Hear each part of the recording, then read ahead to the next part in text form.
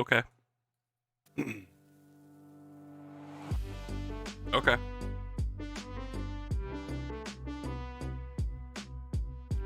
We got music. We got D&D stuff sitting on our horizon.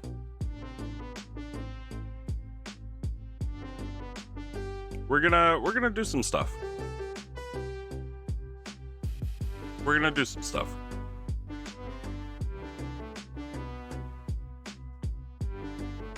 I think primarily what we're gonna look at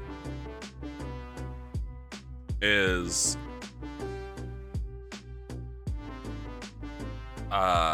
primarily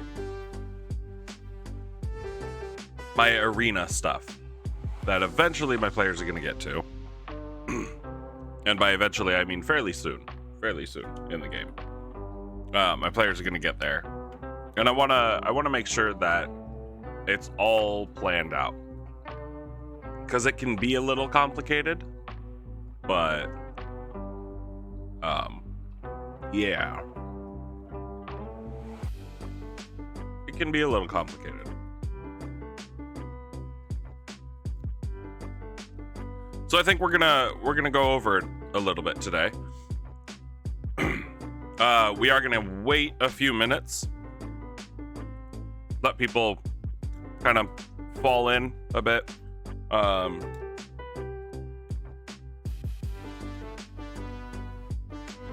then we'll get started. Sorry, I'm a little bit of a space case. I've been a space case for the last couple days. Hey, the shiz actually got in here first. Nice. My last few streams have been like Turtle Duck being the very first one to shout out, and J-Ron is slacking. But I'm gonna while we kind of wait for folks, I'm gonna finish eating. You've been in here just distracted. Sure. I mean, I know you've been playing Final Fantasy XIV, and I know how big of a distraction that game is. So it's understandable.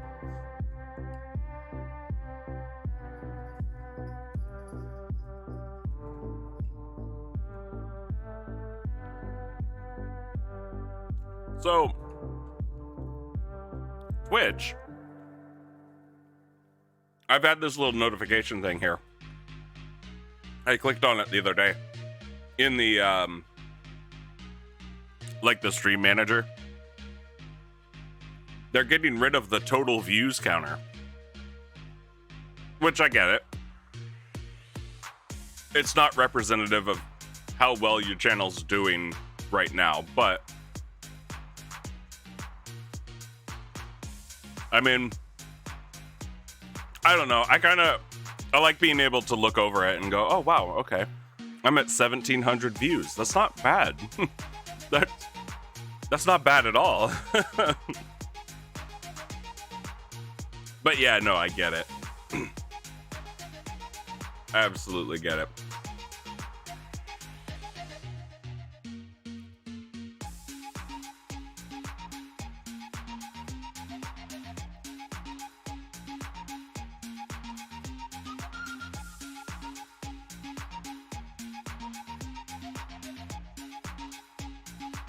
Sometimes I wonder if I'm really doing this in the correct category. Because, like, I know it's D&D related, but literally everybody else in this D&D category is streaming their games. I don't know.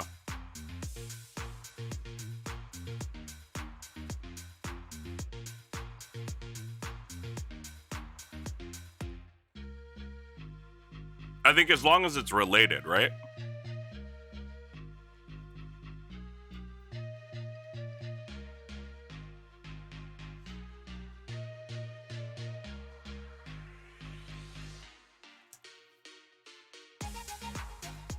Okay.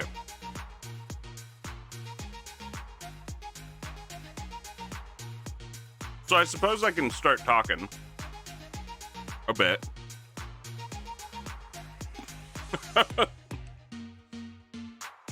Related is good enough for you. Cool. Oh, let me open up Steam. My Steam page.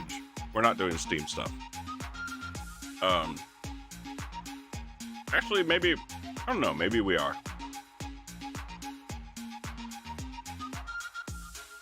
I never did go through the workshop for this floor plan generator that we had used before. Hey, Trash Tendo, how's it going, buddy? How's it going? Yeah, I wanted to go through this.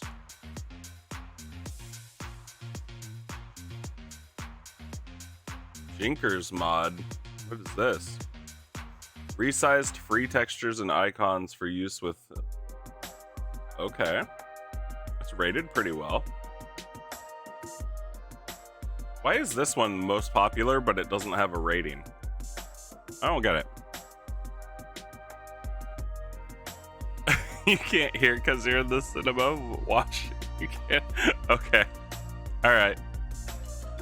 Well, thanks for the view, Trash Tendo.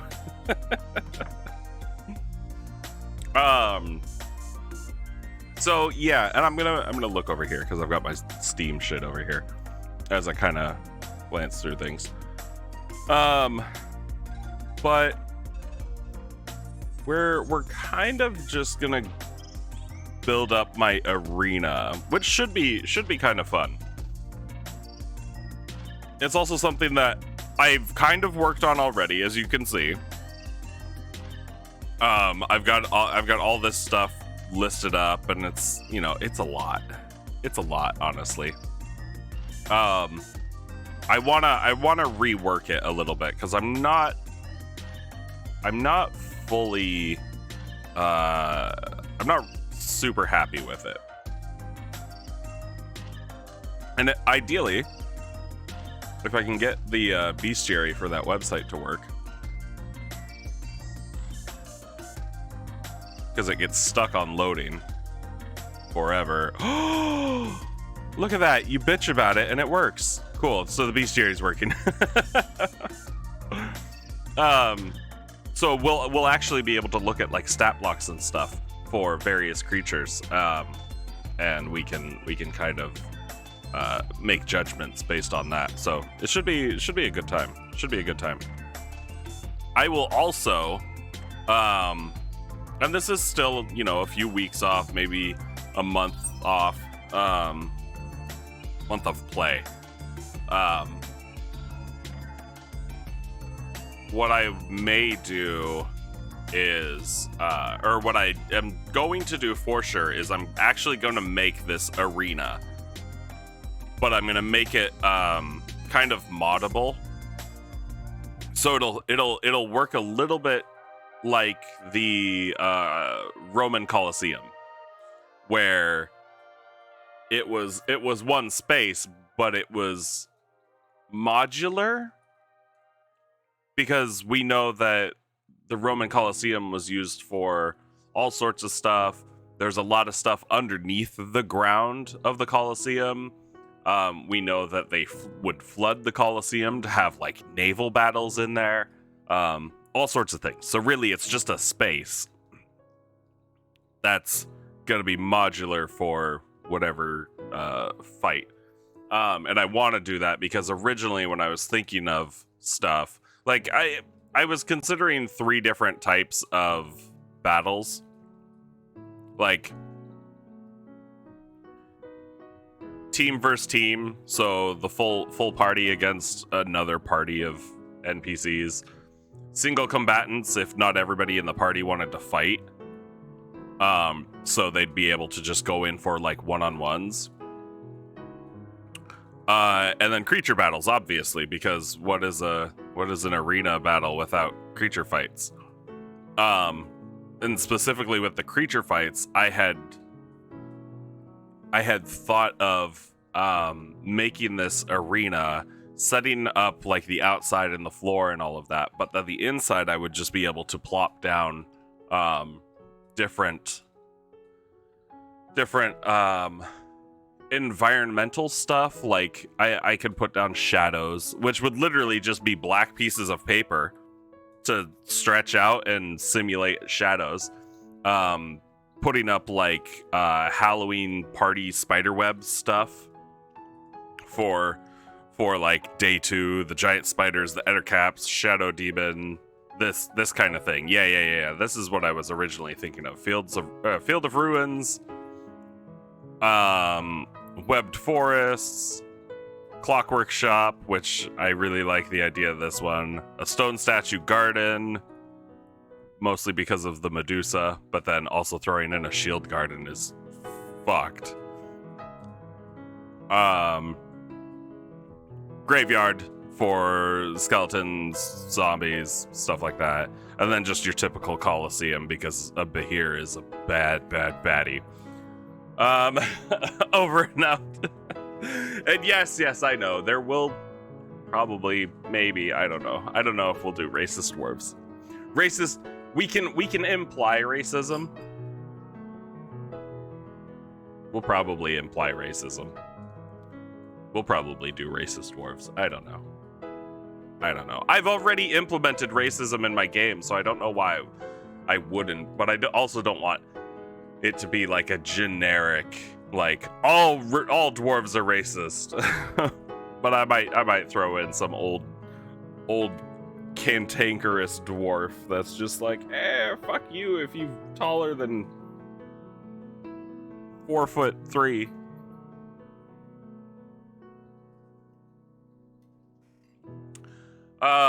Okay. So, we've got some stuff that I want to go over. There's a lot in here.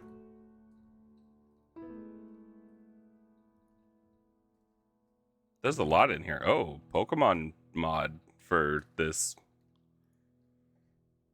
thing. Okay. Well, yeah, okay. There's a lot more to it that I'll have to check out later. There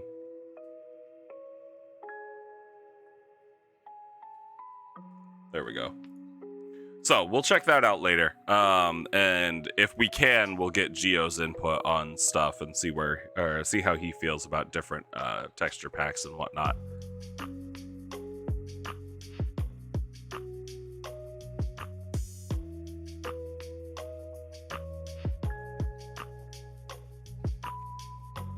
But I guess where I really want to start is here. I really want to start here. This, we don't have to worry about. This was just me kind of playing around with like a bracket system, and I was like, yeah. When I got down to 256, I was like, God, no, that's a lot. Because it's like 1, 2, 3, 4, 5, 6, 7, 8 days. 8 days. Because that's kind of what I wanted. Start with everything, sure. How's it going, Meatball? Long time no see. Yeah, well, yeah, kind of.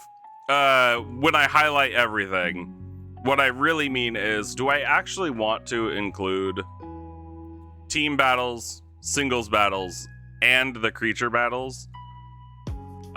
Feels like ages. Yes, it does. And I ask this because I'm pretty sure none of my players are in here. Yeah, okay, none of my players are in here. I say this because I'm going to have like the grand prize for this arena being one of those Bahamut items for the cleric. And we've talked about this before, and the scales of Bahamut and all of that. But the staff part of all of that is gonna be the like first place prize, right? Or champion of the arena is gonna get that.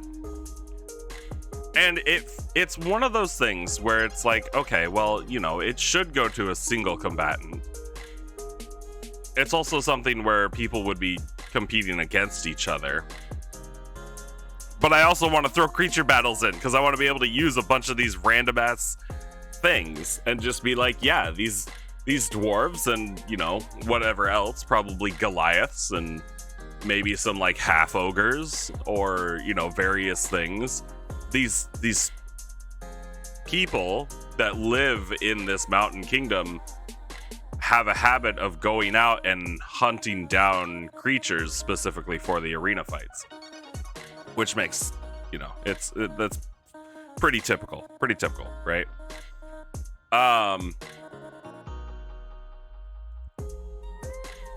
So I don't know. I have a feeling that I wouldn't have to worry about single combatant stuff. I don't think I'd have to worry about one-on-one things.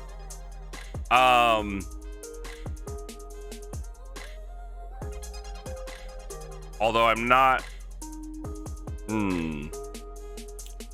How long do I anticipate this taking in terms of real-world length? At least...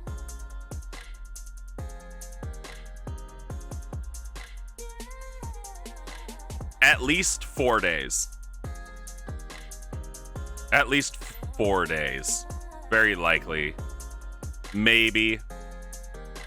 And it's gonna be more than just the combat side, because there'll be various things that they're gonna have to do within the city kingdom. So it's not just gonna be combat, but if they really don't want to do anything other than the combat there, yeah, it'll probably take maybe 3 to 4 days in total. Mostly because I was looking at this, and your only concern is keeping this engaging over a period of a month or so. Yeah, I know, and that's why that's why I've got the plans of making sure that they're doing stuff outside of all of this, outside of the arena. Because I've planned it out to where it's like, you know, each day of this, what the fuck have I called it? I can't remember what I've called it. Anyway, each day of this huge like tournament, there we go. It's essentially like, oh, there's, you know, each day there's fights between teams, there's fights between single combatants, and then there's the creature battles. So it's enough events to keep people busy throughout an entire day in the during the tournament. But I'd also need enough events to keep it going for like an in-game week, which is like 8-ish days, something like that. I actually don't have defined weeks or days of the week in my game.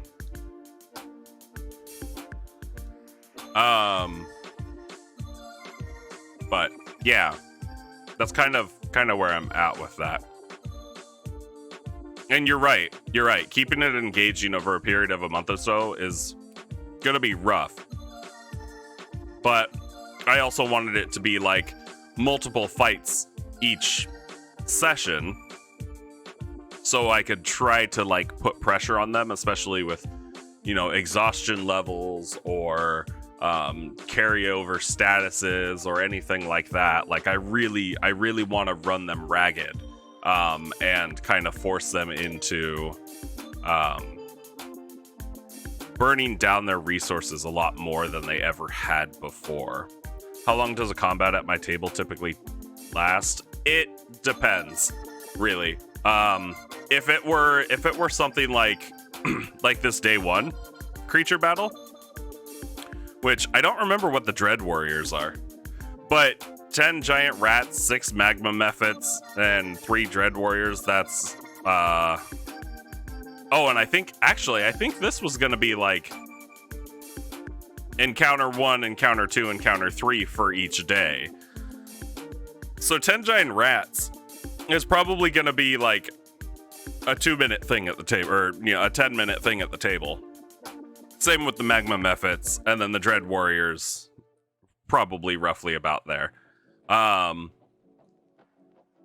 then, the next in-game day would be giant spiders, ettercaps, shadow demon, and the length of the as the difficulty increases, obviously my hope is that the length of combat increases as well. But that's getting down to the farther levels, and that's why I'm kind of planning that they'll get through day 1, probably day 2 in the first day of play, and then they'll also have like roleplay stuff outside of that. After that, probably day 3 or day 3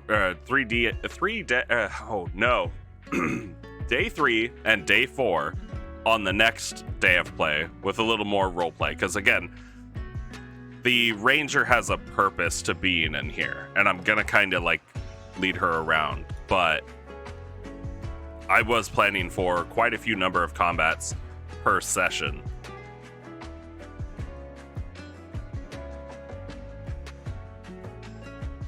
Oh, right. I was looking at this. I'm like, why do I have 4, 2, 1? I looked up. It's the challenge ratings. Challenge ratings. I don't know why I was keeping track of those, but I guess just to make sure that stuff was kind of always increasing. But this is also why I want to rework this, right? This is also why I want to rework this, because I can almost guarantee if I give my players all 3 of these options, they'll probably want to go into the single combatant fights, they'll want to go into the teams fights, and they'll want to go into the creature battles, and then I have to run all of it. So something I was considering, what level and how many are your party? Okay, that's another thing. My party is now 5 people. They're all level 8. And I planned this stuff before they gained their 5th person, and before I had a really solid idea of what level they were going to be when they got to the arena. Do I use Kobold Fight Club? I haven't looked into it. I've heard of it. I have not read the entire thing. I haven't looked into it fully. So whether I do or not, it's hard to say. You find it most useful? It's remind me of the purpose of Kobold Fight Club, because if I'm remembering it correctly, it was mostly just to balance the smaller creatures a little bit better for earlier versions of D&D, to make them more relevant in later levels. It's an encounter builder that pulls from multiple sources. Oh, are you talking about the actual the online tool? Or are you talking about the old I don't know what to call it. I want to say module, but that's not right. But the old text for D&D. Oh, okay. I have used that. I can say I have used that before. I don't know. I like to handpick stuff a little bit more. Also, as I've done this more and more, I've learned a bit better on how to balance things. So I actively keep track of how much damage my players can do. I actively keep track of all of their various abilities and spells and stuff like that, so I know exactly what to expect, and I shouldn't ever be super surprised. So I can generally make an encounter last as long as, you know, I actually want it to last, and I can make an encounter as deadly as I really need it to be, so I can push those limits. I can really push those limits. But I have used it in the past. I've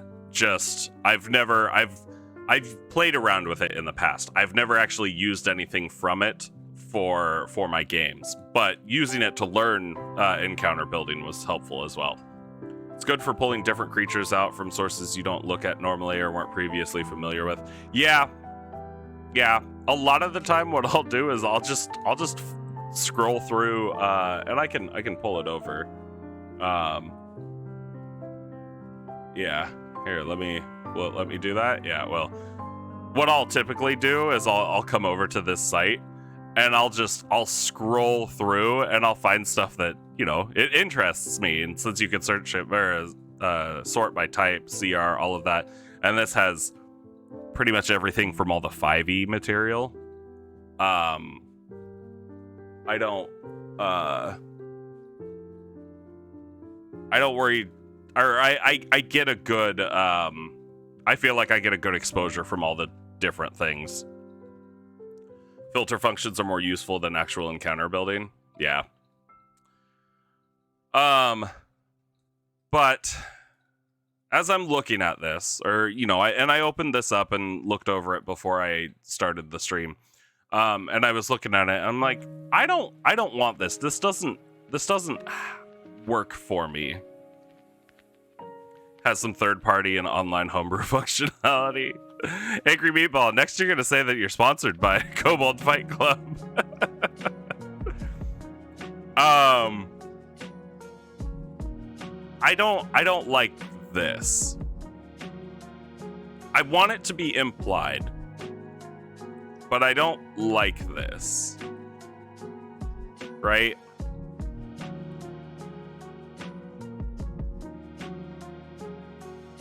Use my link code, give me money, 69.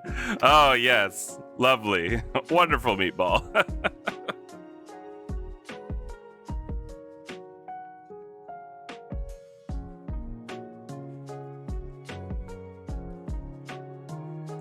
But I don't like this.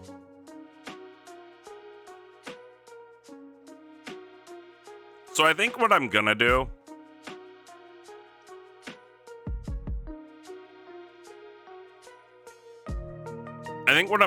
is get rid of the single combatants.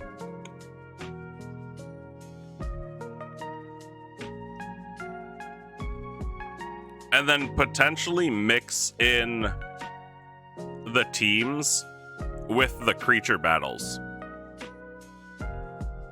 So how it would really work is I'd probably end up cutting out the first couple days of this, and then mixing in some of the teams to make the party fight them. So it's kind of like, okay, if you really want to go through the creature battles, because I don't want to imply in my world that, oh, these people are just able to get a hold of, 17 Behirs just in case 17 teams beat the Behir.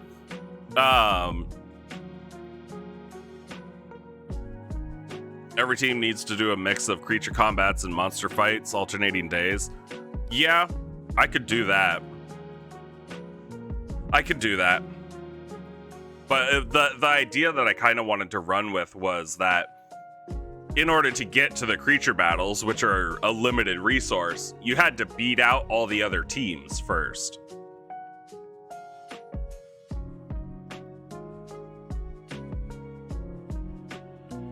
But if I do that,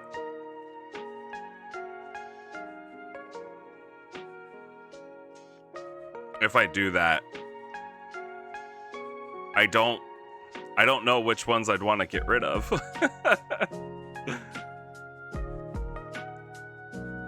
What are the Dread Warriors? Hold on, I need to look these up, because I put them in and I don't remember what they are.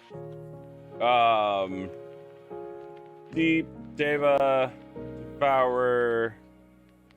There we go. Dragonborn, Drider, Dread Warrior, Undead. What are they from? Tales from the Yawning Portal. Okay. Let me see if I can pop this out. Can I make it leave the browser? No, I can't. Okay. Here, I'll share this.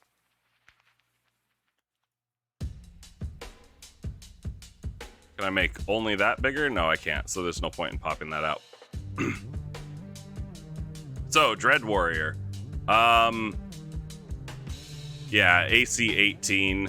Hit points, I will always rework hit points on any creature I put against my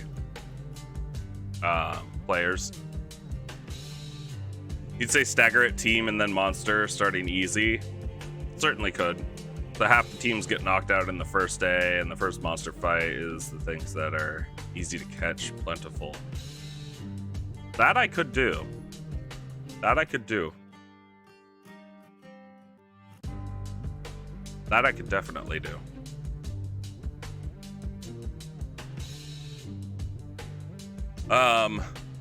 What else? It's got the undead fortitude, so it's a zombie. But it's a fast zombie. They're a little... they're not super terrifying. +4 to hit. And very little damage. I think it's the fact that they get multi-attack. So yeah, like I said, insignificant fights, right? He's pretty. Insignificant fights. Early on, like 3 Dread Warriors, 10 Giant Rats. Yeah, not a problem at all. But now that I know a little bit more, because this was drafted up like maybe almost a year ago, is when I actually drafted this up. And now I know, I'm thinking that my players are probably going to be I think my players are going to be level 9, and I have a feeling it's going to be 6 of them. I think I'm going to have a party of 6 at that point, because my wife's best friend recently joined us, and her husband, I think, is going to be joining us as well. So, yeah, a party of 6 level 9s, whatever they are. It's going to be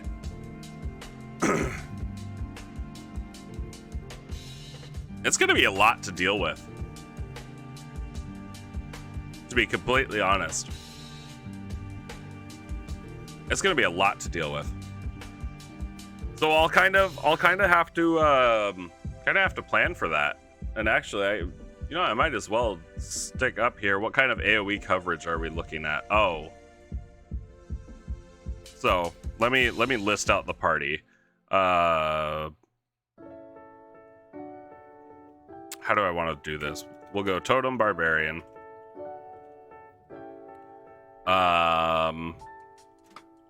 Swarm Keeper Ranger.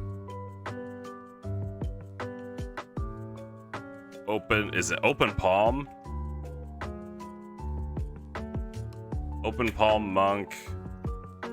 Life Cleric, which has been the bane of my existence. And Assassin Rogue. And then the 6th is going to be I don't know. 6th is going to be I don't know. So as far as AoE coverage, the Life Cleric does like to pop Spirit Guardians, but that's really just around the Cleric. But after he pops it, he runs in and he's, typically in melee range. Totem Barbarian doesn't really have a whole lot of AoE coverage. Ranger, no, not really. it's mostly just single target, high damage. The monks really don't have any AoE unless you're the elemental one. And then same with the assassin rogue, like no AoE. So their only AoE is coming from the life cleric. So if it's a lot of small stuff, they can. There's definitely that potential of them getting overwhelmed. Like very specifically with these 10 giant rats. But I wanted progression, right? I wanted progression for the party in all of these fights, so it kind of builds from trivial to deadly.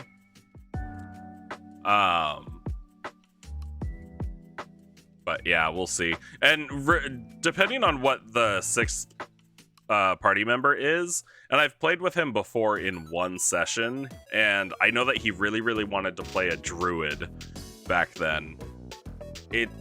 It's likely that he'll take druid, but even then, a druid's AoE isn't... Well, I guess that a druid can have some AoE.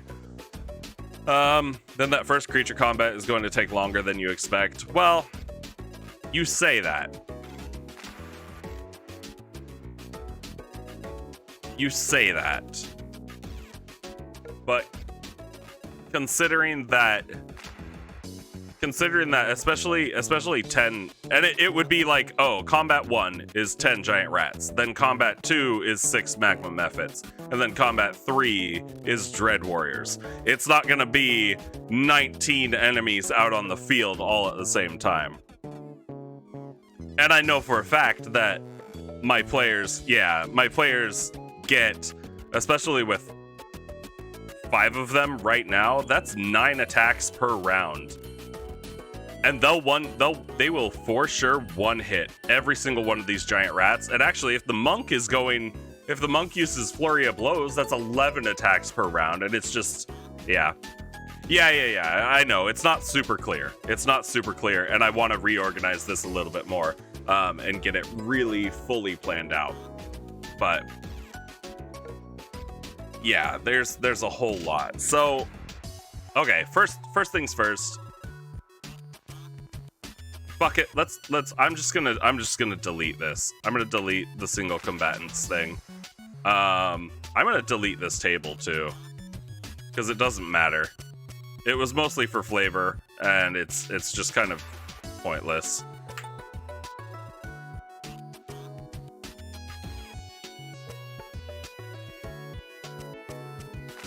So we would have teams.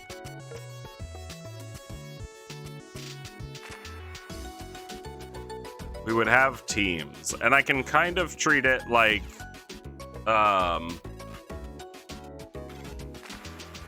single combatants are a good move if you want the fight to be quick. Sure. But that was built as like a one-on-one thing. If everybody except 1 or 2 of the party didn't want to participate. But I think I'm gonna railroad it into all of them participating. And just be like, no, these are a team event, and then maybe I'll hint at like one-on-one barroom brawl, like Fight Club things somewhere later on. Keep a couple in my back pocket for pacing. Sure.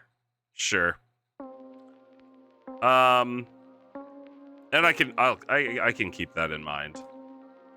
But again, the single combatants, what that really was 1v1 fights. Not team versus 1, but 1v1. Do these teams have names? Does your group have a name they call themselves? No and no. I planned this like a year ago, and it was kind of just, this is rough notes. So I haven't named any of the teams. I will. For a fact, I will. And I'm gonna make the party name themselves, because they haven't really at this point. They've gone back and forth on and I kind of stole this from them. But they've gone back and forth between like Stew Crew and the Nub Club, and it's just it doesn't they cannot make up their mind on what they actually want to be called. And part of this arena thing is going to be me going, hey, you need a name that you need to pick right now and stick to, because this is how you guys are going to be known throughout the world after this point. Because this is going to be like huge publicity for them. My group does fun names. Yeah, they went with Stew Crew because one of the very first things they tried to do was it was literally session 1, and they tried to make a rat stew with living rats that they had kind of captured from some lady's basement and then tossed into a pot and put a lid on it and then threw it in a fire. And yeah, it was not great. And the Nub Club came about because they started losing body parts. So they had a bunch of nubs, and they were like, oh, it was literally only 2 of them. Like, one of them had a finger cut off, and the other one had a hand removed. And they were like, oh, we're the Nub Club now. And it's like, okay, that's, I guess, all right. If you're all gonna cut something off, sure. But now that there's only one of them with a nub, and they don't even make stew anymore, they're like, well, our names don't really work for us anymore. Your groups always go by whatever false front organization they're putting up for the campaign, like the Jack Institute for Higher Learning or Humble Apple Merchants. Ah, ham. What am I missing with the first one? What am I missing with the Jack Institute one, Meatball? I have a feeling it's not an acronym. Okay, thank God. It's just... Usually when I do long titles like that, I usually make it an acronym just because it's fun. And so that's what I automatically start looking for. But, okay. Okay. I'm gonna do this. I'm gonna take numbers off these. I'm gonna take the day off these. So it's gonna be more like groups. I need to look at the Bahir stat block. I need to look at the Bahir stat block.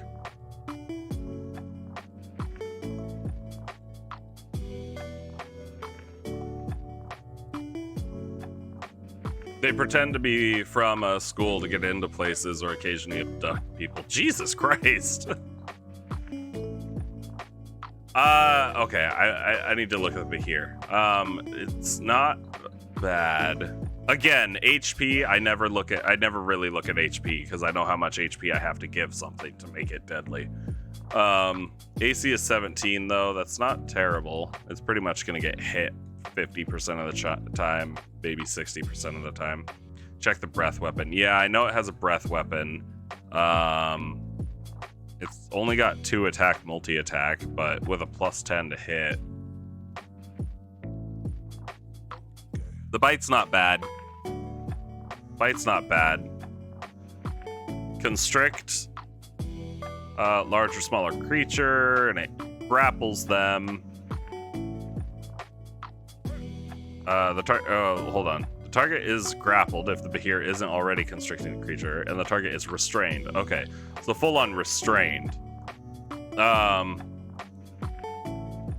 And the restrain is gonna be really, really bad.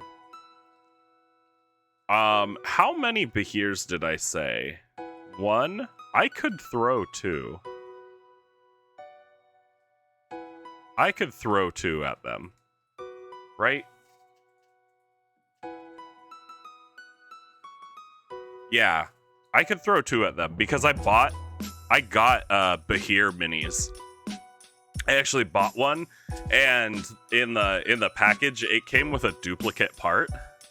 So, you know, obviously the mini wasn't gonna go together, right? And I messaged the seller or the manufacturer, whoever, and I was like, hey, so this happened, and I sent pictures, and they were like, oh, okay, we'll send you a new one. So they sent me a new one, and the new one was great.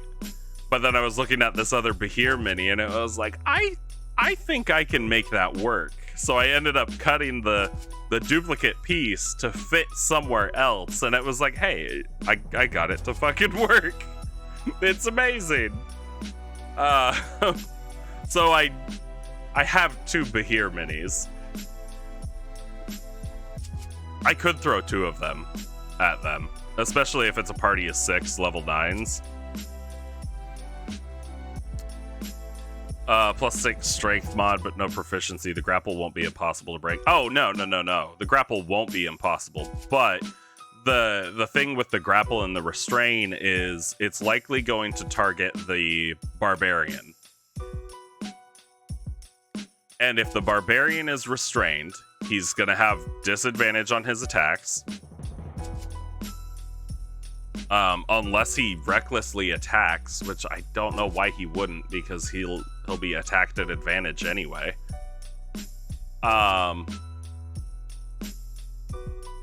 But yeah. What was I saying? Oh, so the restraint would likely be targeting the barbarian, hopefully reducing his chance to hit. Or he'll attempt to break out of the restraint, which basically means he won't be getting his 2 attacks that turn. And that I can kind of do that to anybody. I can really put pressure on them by going after the ranger or the cleric, because they don't have a lot of health. The lightning breath, though, 12d10. That is a lot. That is a lot. Although it's a 20-foot line, so it's not super bad. If the Bahir can... How smart is a Bahir? It's not. It's got a -2 in its intelligence. So it's really gonna work, or it's gonna have the intelligence of like a dog or a horse, something like that. Bahir's shine in enclosed spaces where they can climb on walls, and yeah, and that's why in this fight they would actually, or I'd be including pillars, so the Bahir can like climb up these pillars. They're also fucking fast, aren't they? 50 feet of movement? Yeah. Not bad. Oh, they have a swallow attack too. That's gonna be cool.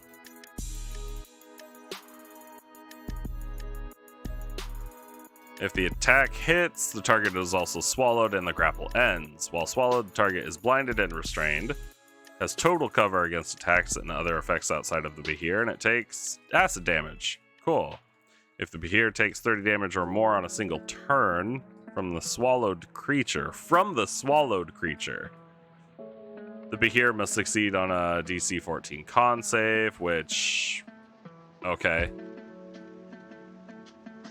It's got a +4, so basically just have to roll a 10.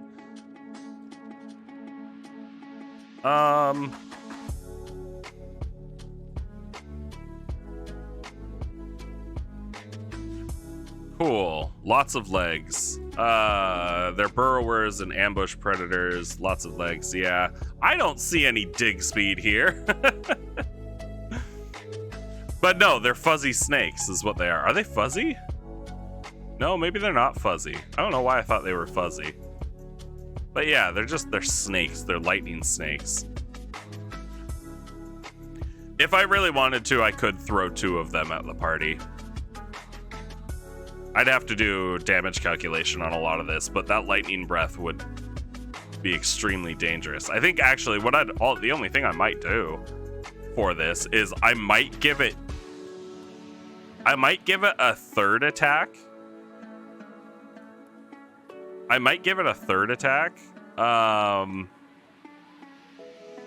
Oh wait, the constrict does a lot of damage. 40-10 plus 12?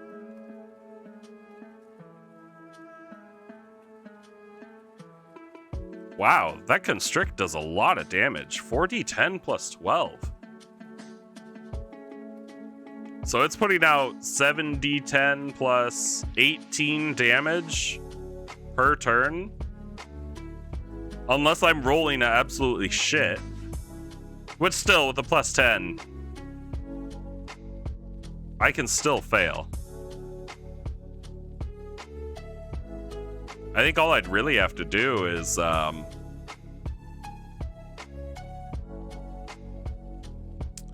could make this interesting.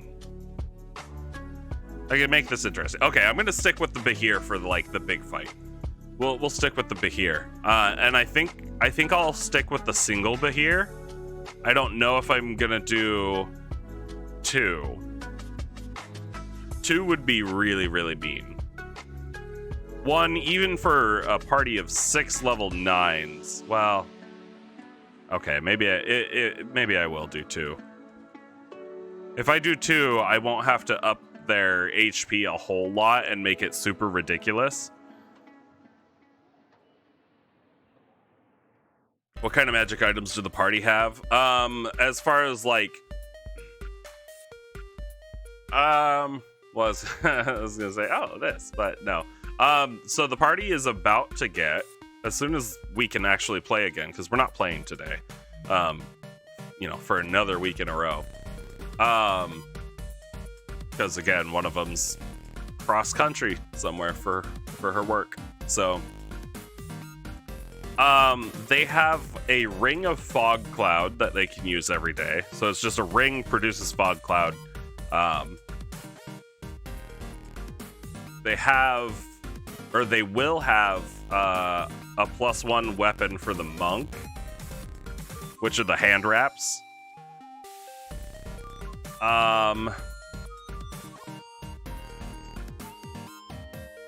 Yeah, I know. And that's the problem with 5e CR is it's really built for parties that have no magic items at all, because magic items really weren't supposed to be super common in 5e, but nobody plays like that because it's not fun. But I still try to balance them. The most overpowered thing they have is the barbarian with that cursed war pick, which does a shit ton of damage. But we'll see where he's at before the arena, because he's gonna have a couple more encounters with that war pick, and there's gonna be stuff that he's gonna have to fight against. Otherwise, he's gonna end up like killing the party. And if I go there, they were my homebrew magic items, not Splinter Edge. Ah, yes, this one. My ancient war pick. Where is it?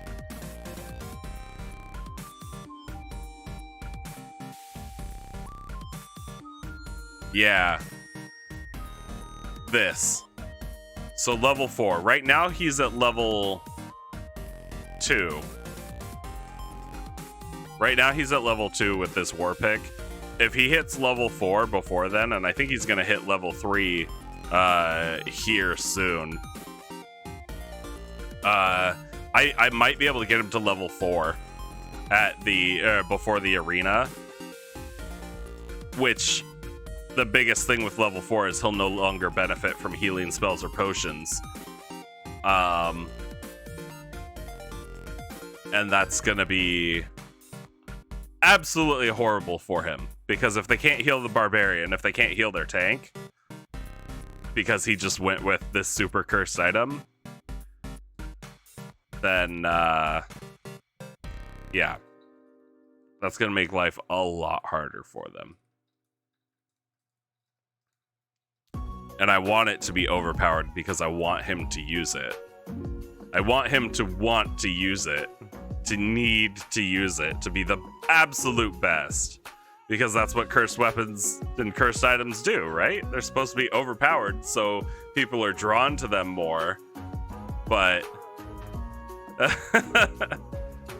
but yeah, we'll see. And again, yeah, I know. A typical Bahir ran out of the book. It's not that strong, honestly. If we look at it, if I went with this 168 health, this Bahir would be dead in 2 turns. It would be dead in 2 turns. It would have done, you know, a little bit of damage. It would not have knocked anybody down. The life cleric would just be like, oh no, you're fine, get up. And the Bahir would be dead in 2 turns. And that's with the ranger not having any magic items. That's with the monk not having any magic items to increase. And when I say magic items, I mean magic items to increase their damage output. The ranger has no magic items to increase damage output. The monk has no items to increase damage output. The cleric has no items to increase damage output. The rogue has no items to increase damage output. The only one that has a, you know, extra damage on their attacks is the barbarian. And it's I don't know what to say. I don't know what to say. Beyond the barbarian min-maxed and the others just, it's just their class. It's just their class. It's ridiculous.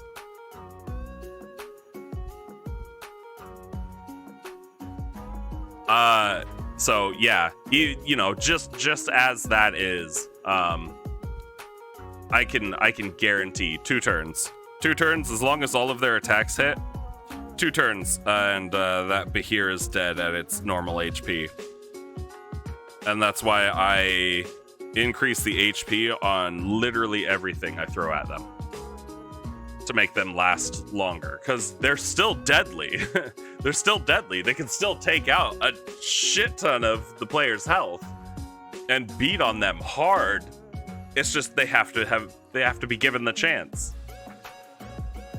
And since my wife never rolls anything below a 15, and the monk is super dexterous, and the barbarian has advantage on initiative rolls, they always go first. They almost always go first.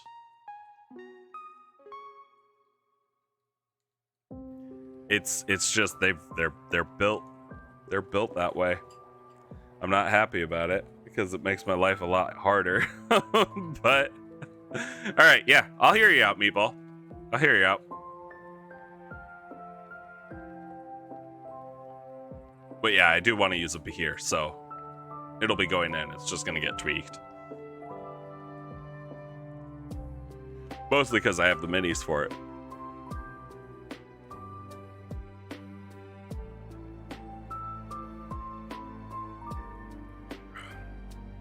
Give the Bahir some kind of blind sight, heat-based vision or something. Okay, why?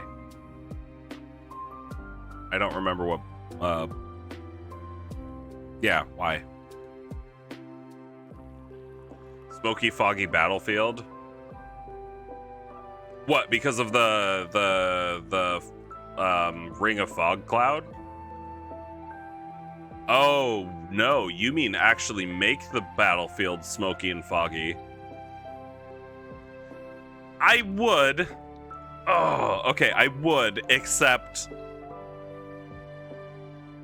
it's supposed to be a Coliseum fight, right? If it were out in the overworld, I would absolutely, you know, have a foggy night and then throw a Bahir at them. and make them like just completely freak the fuck out because they have no idea where it's coming from or where it's going. Very much a Cotton Eye Joe Bahir. But it's a Coliseum fight, so the crowd still has to be able to see. That's why with like the Shadow Demon, I know how I'd play it. Fuck the audience. I mean, if the players decide to cast Fog Cloud, yeah, fuck them kids. But no, I think the Bahir would also, like, I'd be taking advantage of terrain and stuff like that. And again, I'll be putting like pillars in the Coliseum for the Bahir fight. But maybe a couple like ruins-ish things. I'm not entirely sure on that one yet. But stuff that the creatures can take advantage of and that the players can take advantage of if they really want to. But anyway, back on track. I want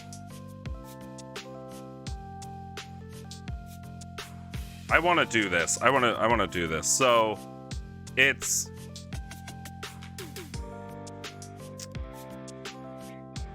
where's my calendar? There it is. Okay. I need to fill this out too. So they're coming up on it. This tournament is basically, it's gonna start on the winter solstice because the tournaments start on the solstices, and then it'll run for the first like 7 or 8 days. 8 days, yeah, because they do the winter solstice. That's the day they start. And then it's like fight all week, with the end fight also being the day that people are crowned, tournament champion and shit like that.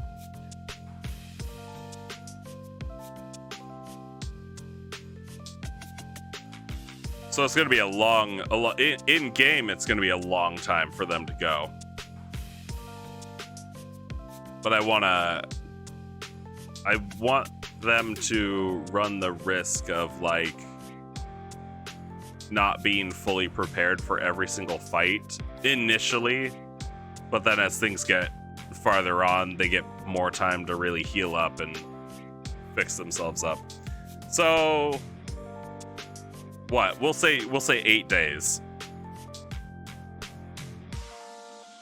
It's 8 days. With the first day being like celebration, winter solstice celebration, plus tournament start, naming of various parties and all of that. Big theatrical thing, right?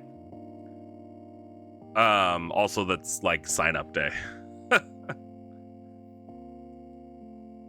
So let's see. Let's start with day 1.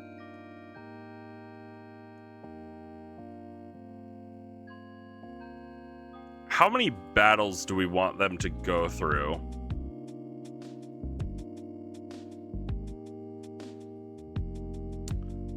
What's the entry fee? That's a good question. I haven't actually decided on that quite yet. I could make it like super expensive.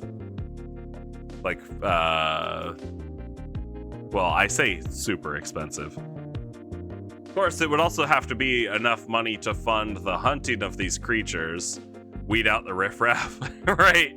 Well, they already weed out the riffraff by requiring, proof of, their strength. That way, some kid right off the street can't come in and compete in the tournament and then die because they let some random person in. They have to have done something notable, something to really prove their strength and prove that they're capable before they can even enter.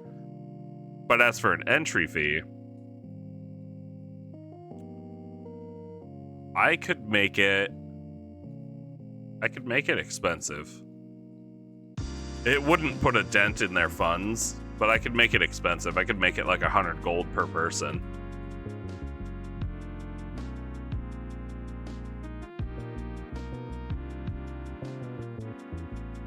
Yeah, I could make it like 100 gold per person.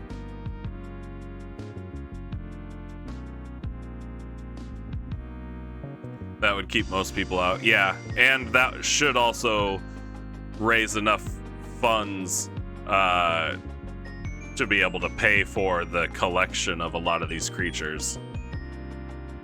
Yeah, keep out everybody but the professionals. Yeah, actually, let me type that in.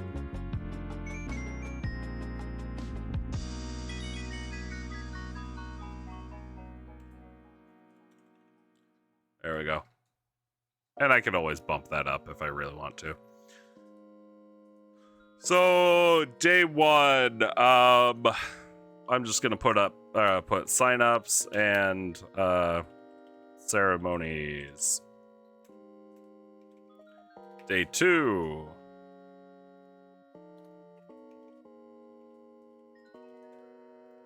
There we go. Day two, first fights.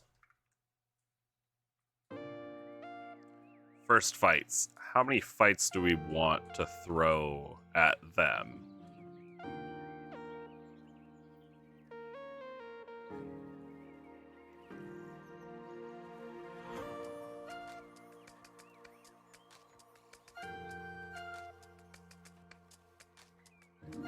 I could kind of stick with this. At least 6 days of fights. Yeah.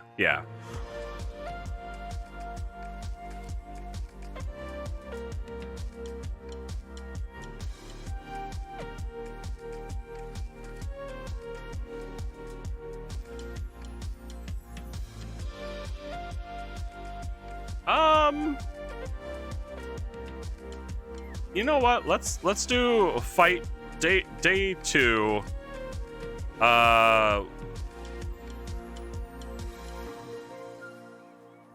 Hold on. Day two team fights.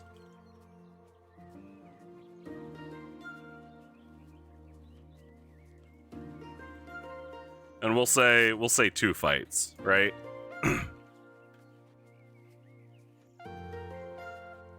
Fight 1 humanoid team, fight 2 monsters.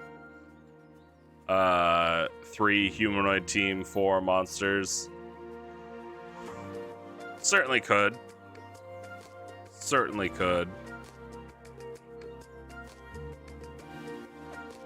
Okay, we'll type that out.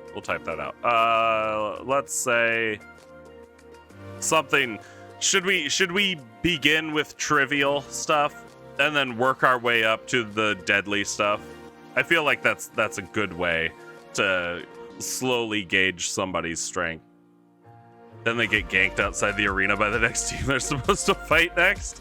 Yeah, absolutely. There should be building rivalries and all sorts of shit. And I wanna implement that. Like I said, I want there to be more than just the arena fights going on in this place.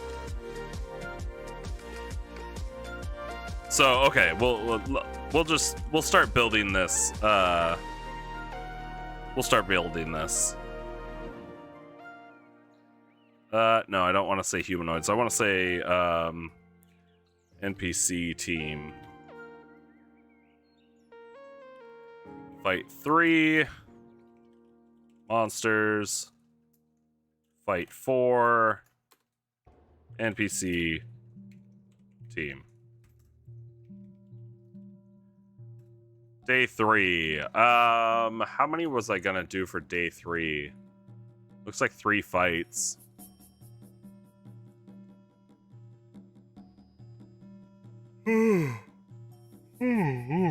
But for the creature battles, it was gonna be like 3 fights. 3 fights.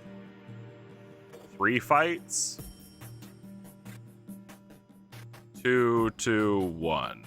3, 3, 3, 2, 2, 1. Okay, I see how I did that.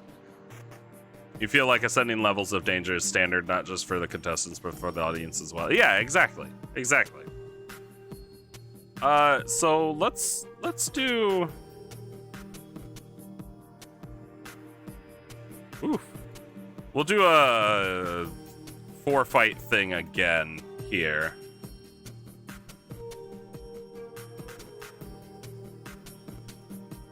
Day 4.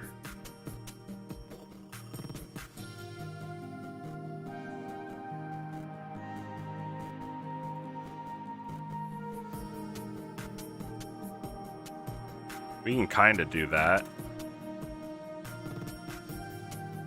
Day 5. I'm just gonna type. I'm gonna type this out, and we'll kind of play around with different ideas, and we can tweak as we go. As always.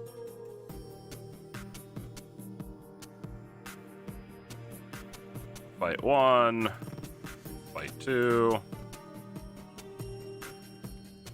day 8. Fight 1. We can finish with just one singular fight. It doesn't exactly fit what I had before, but that's fine, because I can mix and match and all sorts of stuff. I did like being able, or I did like the idea of being able to theme each, or theme the arena each day. Like specifically with this day 3 fight, I had it Clockwork Workshop. 2 helmed horrors. They're what do you call those? Constructs. Clay gladiators. Again, they're constructs. Elementals, I think is what they technically are, but they're created. And then the chimera, it was going to be a clockwork chimera, so it wasn't going to be a real chimera, but a manufactured one. The webbed forests was just going to be dark, spider webs everywhere. Field of Ruins was going to be kind of just a bunch of scattered debris and stuff like that all over the place. For the Medusa and Shield Guardian fight, a stone statue garden, you know, very, very Medusa. And then obviously for the undead graveyard. So I'd like to be able to keep that theme, because that also means that we'd be able to change up the looks, right? Is that what I'm meaning to say? Yeah, we can change up the environment for the players and for the creatures, and it'll change how each battle kind of progresses. Rather than everybody running and meeting in the center, the battlefields should kind of be built to favor the monsters. Not so much like the NPC teams, but favor the monsters. We'll go monsters, NPC team, and then we'll repeat monsters and NPC team. This one, what, run through it again? And I think this would be the last time we have an NPC team, right?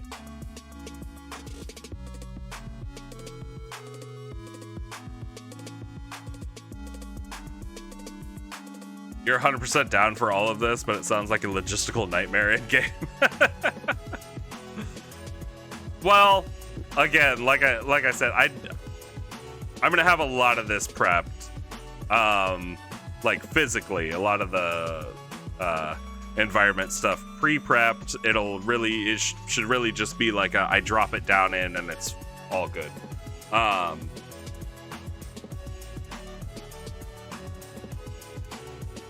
In game,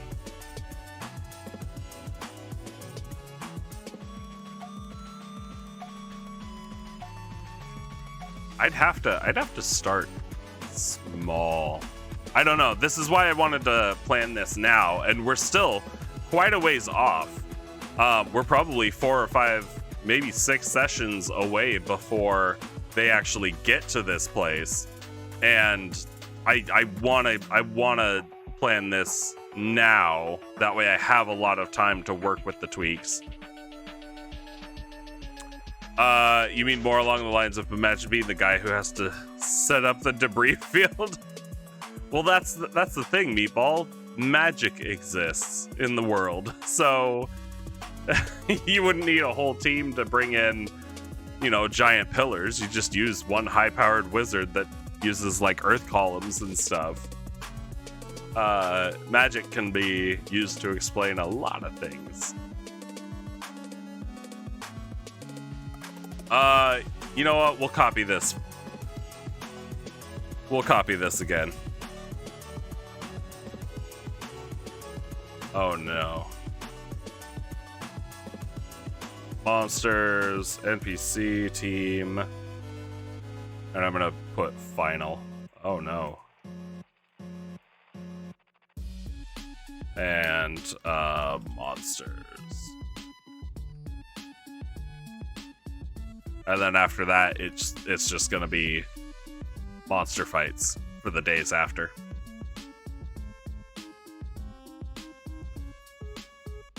So 8 days. Yeah, 8 days. Starts with the solstice, sign up ceremonies, and then after that, it's decreasing number of fights each day, but they're also going to increase in difficulty a lot. And I'm going to put in Bahir because I really want to use Bahir. You mean more along the lines of a match? Yeah, okay. Yeah, I really want to use Bahir.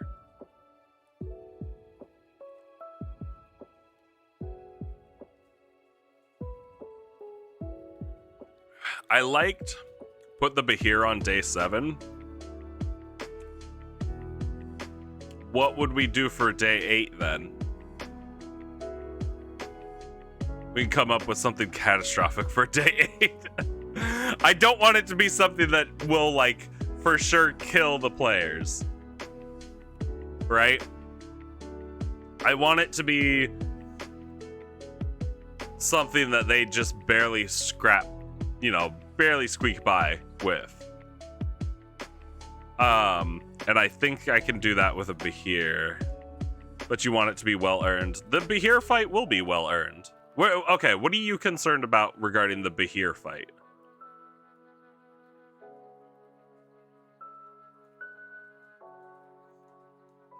I want to know what your concern is. Action economy, yes, absolutely. I am right there with you on that. That is a concern that I have. That is a concern that I have.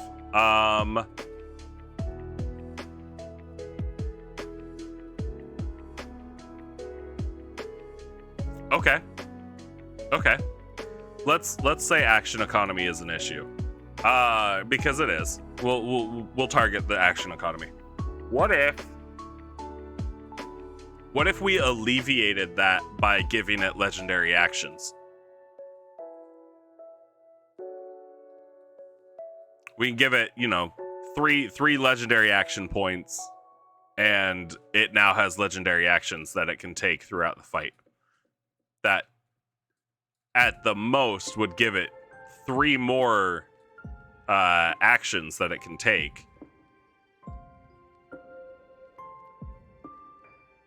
And I mean, naturally, it's going to swing one way or another depending on how I play the Bahir and if it's going to use its lightning breath or not. And I think normally, as long as it has its lightning breath, it's going to use its lightning breath, which means that's one singular action, which very likely will only target one person. Unless they really allow themselves to get lined up.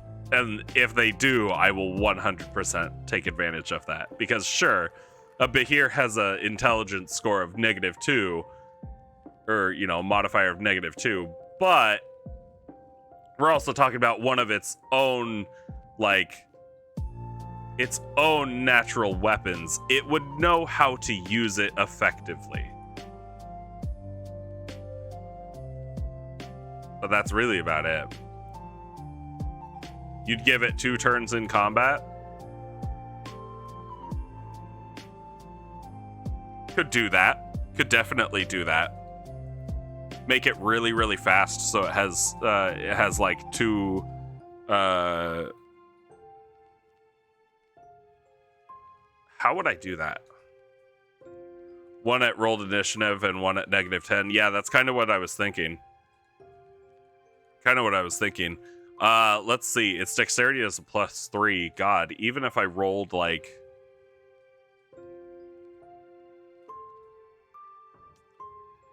I could roll dexterity, I could roll initiative, add 5, and that would be its first one. So I could make it really fast. That would also fit in with the whole it's getting 2 attacks or 2 turns per round. And then so first it would be initiative roll plus the 8, and then -10 for the next turn. And it loses one of those turns when it drops to half health. Yeah. For sure could do that. Definitely could do that. I'd have to figure out what its health would be.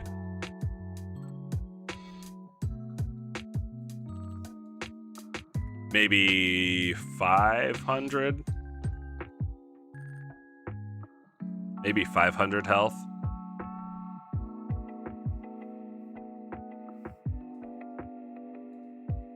I'd probably give it 500 health. Yeah. So, but here with 500 health, and it gets, as long as the AC, yeah, no, I'm not changing the AC. No, I don't change the ACs. I'll change the health, but I won't change the ACs.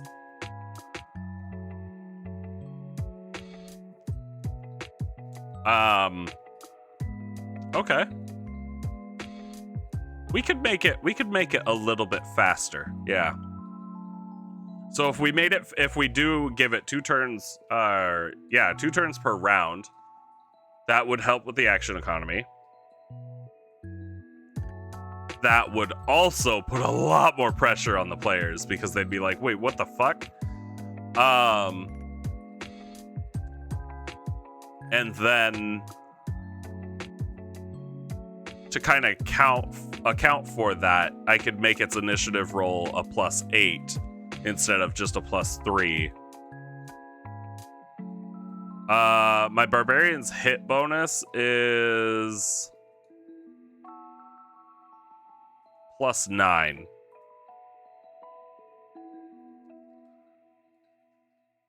So I mean, he could still miss. AC 17 isn't terrible. It's my ranger that's the biggest problem, because I think she's got, okay, hold on. So I think her dexterity is a +4, and then +3 for proficiency bonus, and then another +2 for the ranged fighting style. So yeah, I think she's got a +9 as well. It's too fucking much. And then the fact that she never rolls below like a 15. She never, on her attacks, she almost never misses. I've rarely had her miss. She's a pain in my ass, is what she is. Sharpshooter, no, she doesn't have the sharpshooter feat. So I could take advantage of like cover and stuff. Which, for a creature like this, for something that's this fast, and actually if we're gonna make it even faster, I'd probably bump its speed up by another like 50% or something. So I can do hit and run tactics with it and kite my players around a bit.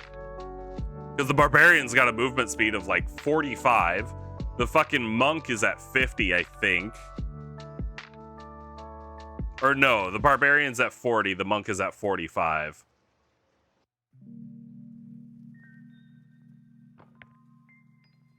But I like being able to do like hit and run tactics with my creatures. because sure, it's a Behir, but I wouldn't call it like super tanky. Wouldn't call a Behir super tanky, so I don't know why it would sit and stay and fight like that.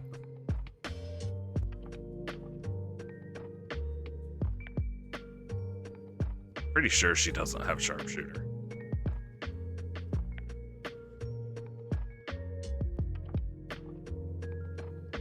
Yeah, I'm pretty sure she doesn't have sharpshooter. But yeah. Stealth I'd want to take advantage of, but I don't know how I would. Especially not in an arena. Unrelated, but one of these fights should be made up entirely of flying enemies. No, absolutely. You're 100%. I'm totally on board with that one. And it's not, I wouldn't say it's unrelated at all, because we're talking about this thing. I think the magma mephits were the closest I got to all flying. Yeah, actually, that's pretty much the only all flying thing I had. No, chimeras can fly, can't they? Pretty sure they can fly. But yes, you're right. I do want that. So, let's talk.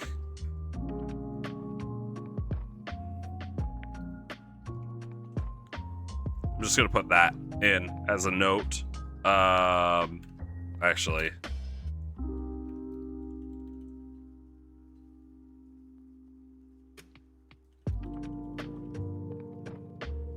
Yeah, we'll just do that. So I don't lose track of stuff. Monster fights. Let's see. So I had the Behir.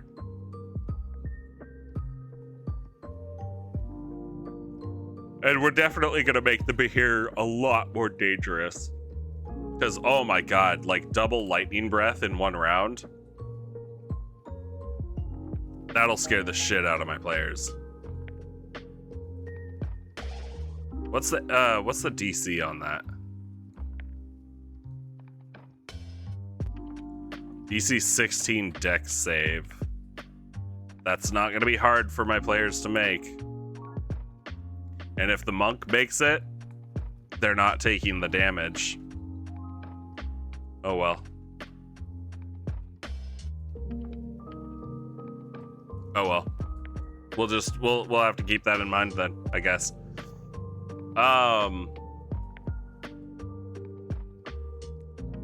Barbarian will have advantage as well. Yes, he will.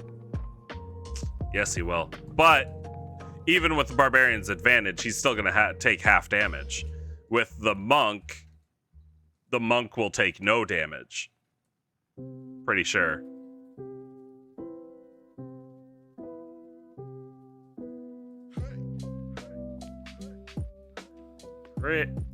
Pretty sure.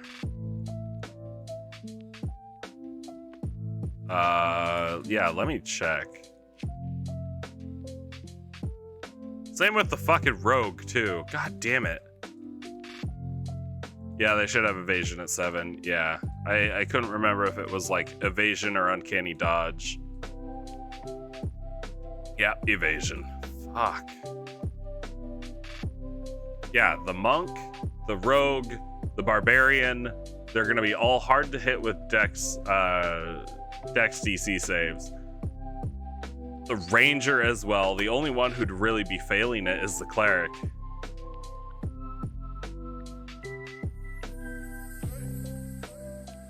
And I'm pretty sure one hit from 12d10 would down the cleric, like, immediately.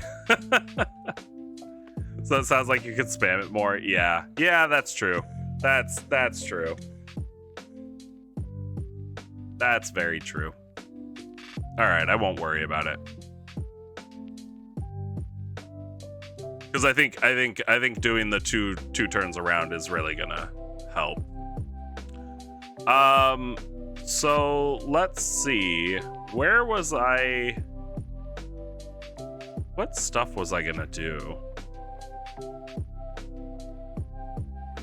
I was gonna do a frost giant zombie and a giant skeleton.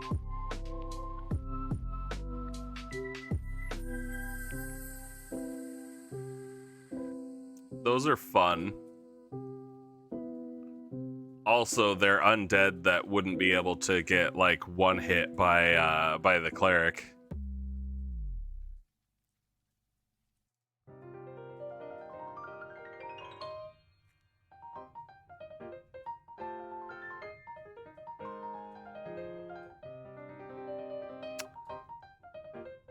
Maybe I'll kind of keep this. Kind of keep this how it's built.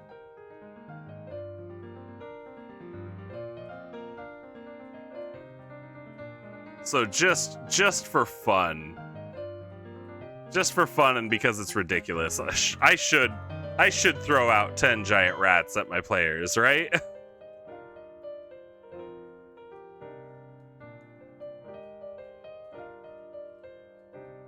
For sure? Yeah, okay.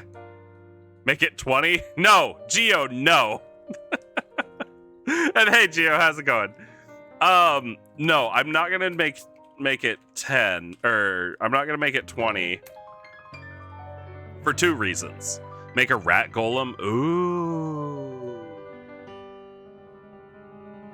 Ooh, Sturges are good too for an early fight. I threw Sturges at my players at like level 4, and I downed one of them with a Sturge because she literally like had it latch onto her and she was like, oh, it's friendly, and then it started sucking her blood and she's like, oh, it's still friendly, and then it downed her because she was dumb. But yeah, Sturges could be good. The rats form together like Voltron and become a rat golem. So not a rat king, but a rat emperor. Yes, great. I could do that. I could do that. That would be silly.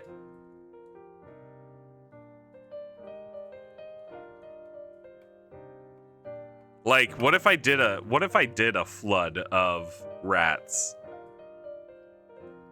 What if I did a flood of rats, and if the players allowed too many rats out on the field at the same time, the rats all like used a singular action to form into a rat golem. It'd be a swarm of giant rats. Oh god. Hold on. Let's look at swarms. Let's look at swarms. Actually, I'm curious. Rat? No, just rat. Okay.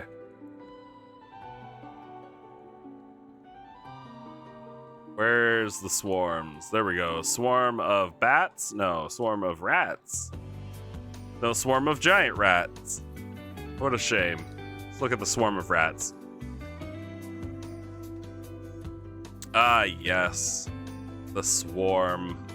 Also,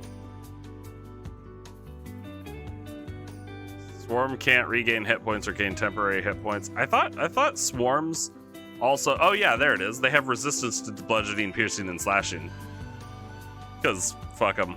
There's a swarm of cranium rats. True. True.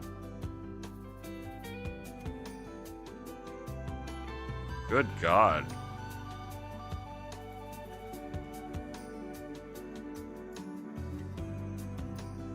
Cranium rats would be mean, wouldn't they? Lots of biting damage. Plus psychic damage. That would scare the shit out of the barbarian, actually. Spellcasting, psionics. Especially if I played it like I could play a giant swarm. Instead of making it medium, I could make it huge or something. And I could play it as a mass of cranium rats. And then every time they knock it down to like half health, or every time they hit it, there's a chance of the swarm breaking apart, and then they have 2 enemies they have to fight against, and then so on and so forth. Every time they break apart, they half their health, but each side takes half the health. Or just throw in a random cranium rat for every 7 rats. Ooh. That would be silly.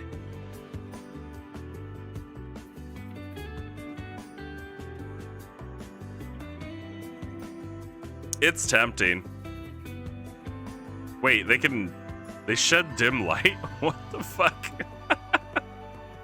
There's a bonus action? Oh god, they have spellcasting too. Oh, let's look at Mind Flayers. I wasn't originally gonna include Mind Flayers, but I kinda want to now. Yeah, we'll just look at regular Mind Flayer. AC 15, HP will always be tweaked. I don't even look at HP correctly anymore. I just go, oh, I know how much HP I need to give my characters. How is a Mind Flayer getting captured? That's a good question. That's a good question. And maybe that... or held. You know what? Maybe the better question is, should you ever fuck with the people that can capture a Mind Flayer? And the answer is no.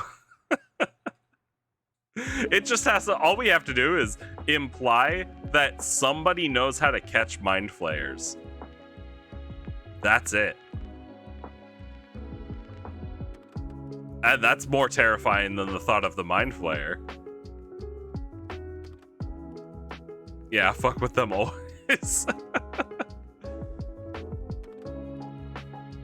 That's the thing. Like you're it's a fantastic question, Meatball. You're right. How would a Mind Flayer get captured or held? And we could like theorize and create an answer, but unless my players ask, and they ask the right NPC, they're never gonna know. So, why not? What could go wrong here with this guy Chaos? Okay, let's see. So tentacles, +7 to hit. This is not bad. They grapple, or be and oh god, int save or be stunned. I would stun every single one of my players.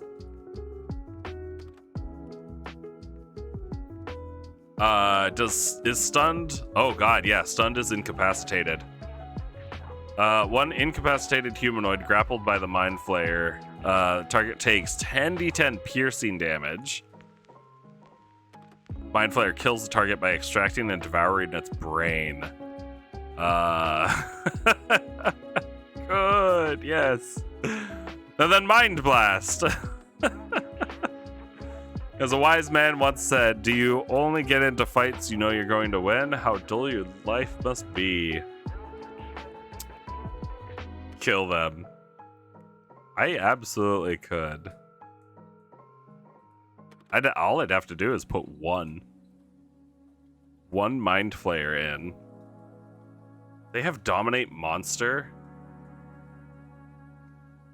They have Dominate Monster?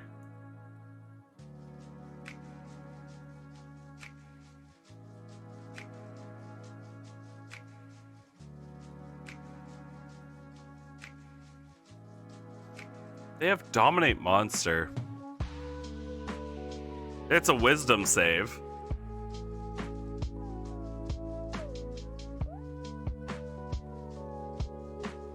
Each time the target takes damage, it makes a new Wisdom saving throw against the spell. If the saving throw... Okay. Oh god. I could just put in one singular Mind Flayer, and it would scare the shit out of them.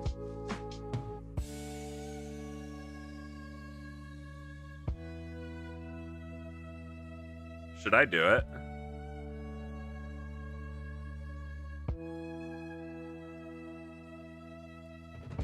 That's a dangerous fight.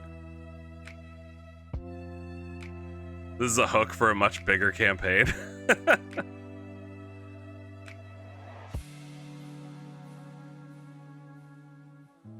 should I do it as the... I'll do the Mind Flayer, but I don't know if it should be day 6 or day 7. I feel like maybe day 7. But should it be a first fight thing or a second fight thing? I feel like it should be a second fight thing.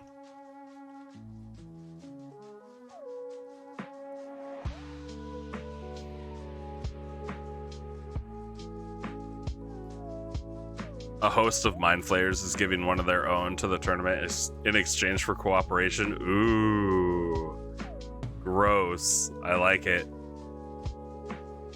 Okay, what goes along with Mind Flayers? Other than cranium rats.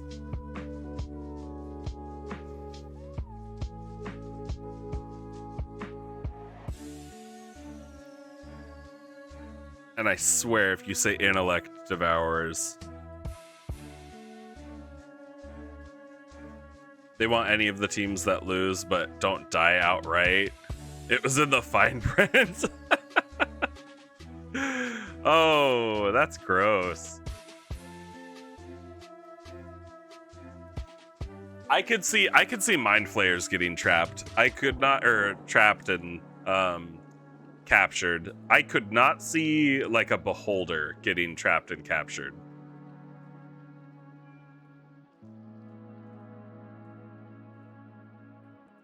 Intellect Devourer.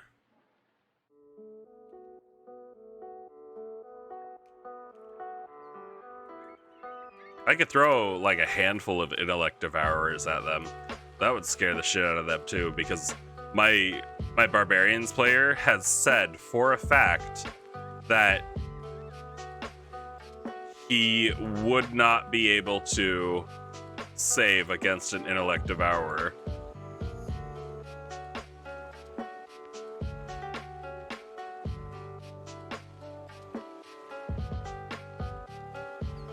Yeah, the Devour Intellect. Because all my players dumped intelligence. So anything that requires intelligence saves is going to be horrible. What would keep a Beholder from attacking the audience? Or any of these monsters for that matter? Magic, Angry Meatball. Magic. But specifically, for like the Shadow Demon fight, they would have had a ring of light that the Shadow Demon would be able to pass through. Beyond that, I mean, again, magic barriers, stuff like that, preventing anything from getting outside of the designated arena. Who need brains when have a big sword? Exactly. That's exactly what they thought. The only one that didn't dump intelligence was the cleric. I'm pretty sure. Their team name is Professional Dipshits.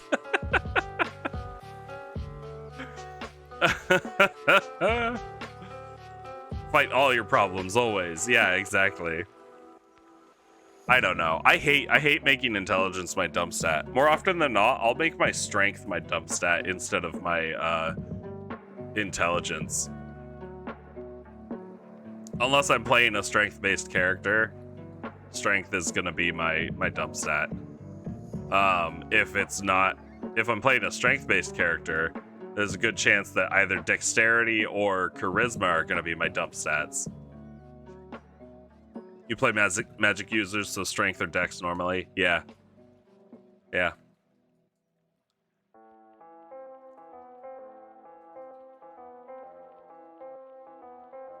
Your catchphrase is always, I'm in the back.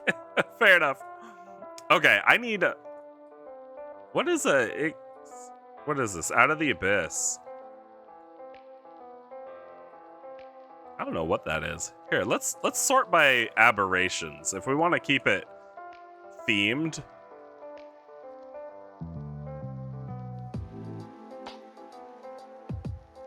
Ooh, an aboleth. I could throw an aboleth at them. No. I do want to throw an aboleth at them, but not in this arena. I think I've shown this off before, but I have this aboleth mini that I 3D printed, painted. It's I have better pictures on like Twitter and Reddit, but the base is like a couple rocks super glued on there, and then it's entirely covered by a mixture of paint, Elmer's glue, and like drywall compound.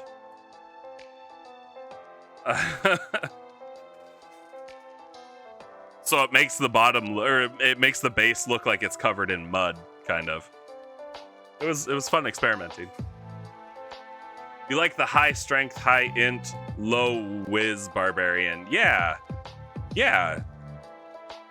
Those are good too. People prioritize wisdom so much because they're like, oh, I need my perception checks. Well, you know, not everything in fucking D&D is perception, and you could live without a high perception. Yes, Elder God of D&D lore. Sorta. Yeah. I don't want to throw an aboleth at them. What book is this? Mordenkainen presents Monsters of the Multiverse. Oh, Balanoth. This thing looks gross. Has legendary actions, layer actions, which wouldn't come into effect, or regional effects. It teleports. Ooh. I don't know. I'm assuming that it is.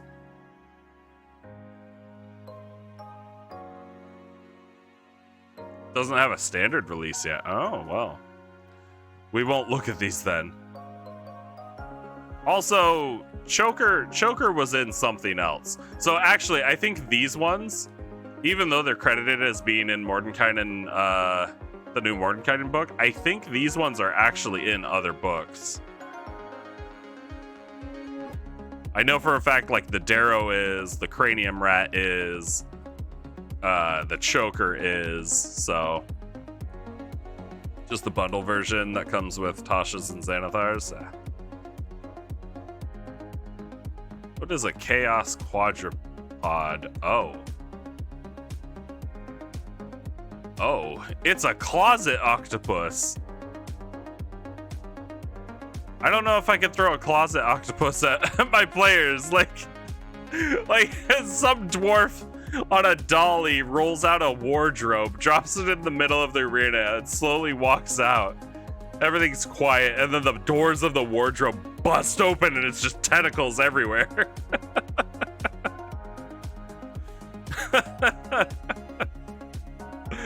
No, I'm not doing that. I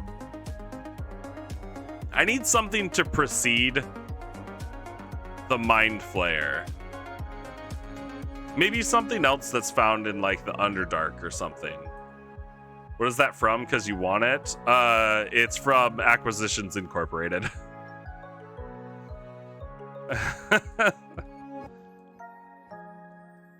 What is this one? Critical Roll Call and Netherdeep. Yeah. Ooh, the Elder Brain Dragon.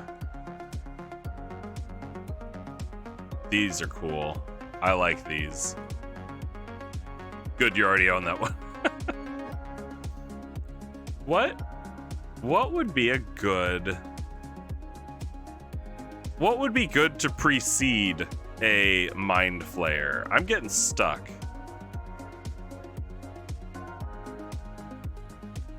If you want to use anything from Monsters of the Multiverse, check the tools and resources in Discord. Okay, cool. Thanks, Meatball.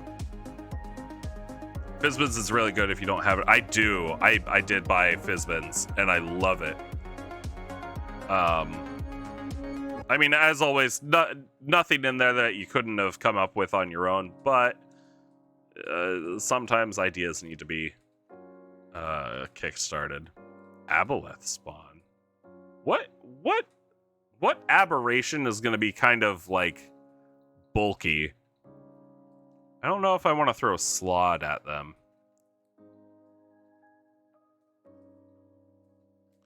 Cloaker doesn't feel right. Neither does the Choker. The Chul. Ooh, they have pronunciation too. Chul. I should get paid to do those.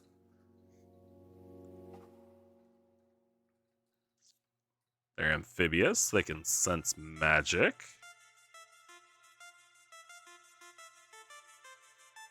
They have multi-attack. +6 to hit.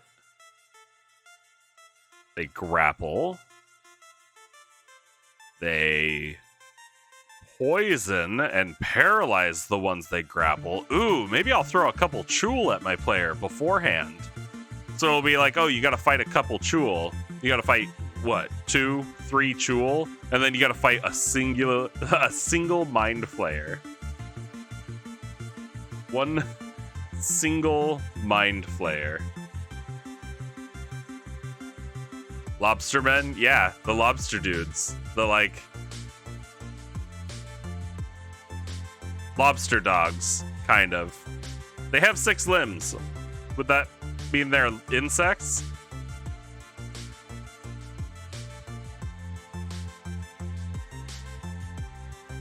I think that means that they're insects. Yes. Chul might be cool. Ah, yes, the cool Chul. The Chul makes 2 pincer attacks. If the Chul is grappling a creature, the Chul can also use its tentacles once. So really, it's 2 pincer attacks and a tentacle attack. That's a 3 attack multi-attack. I could throw 3 of these at my players, not adjust the HP, and I think it would be a good fight. Con saves, though, I think all my players are pretty okay on con saves. But being paralyzed is a big one. It's a fantasy game, so I don't know if our laws of nature apply. No, they don't. You know what? I'm gonna go with Chul.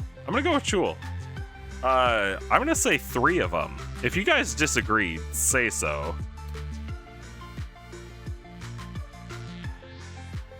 This also means that I'm gonna have to find a Chul mini to print. I'd like to print it and not go out and buy one because I have the printer.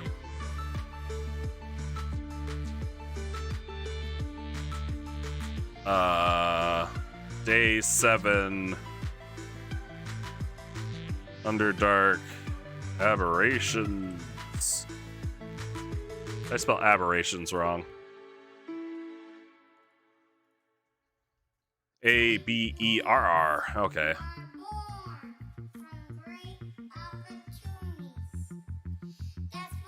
I don't know who this kid is, but his voice is great.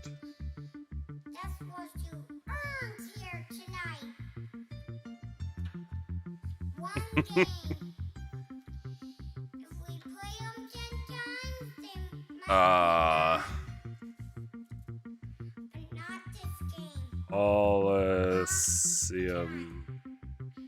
It's O, isn't it? Not E. Coliseum. 1L? Fuck. Help me! Why does that not look right?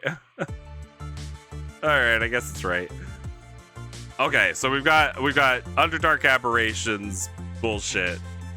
Day 6, what are we gonna fight? What's the big threat of day 6 gonna be? We could go undead. It'd be cool if we themed it all. Do I want a theme? I like a theme for each day, I think would be fun.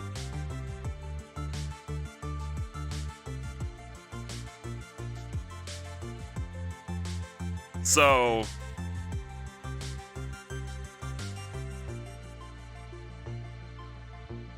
and it oozes. We could. Let me look at stat blocks for oozes. They're usually kind of slow, and I don't like using them in large spaces, like in a arena type situation. Ooh, let's look at the Elder Obelix. Yeah, slow.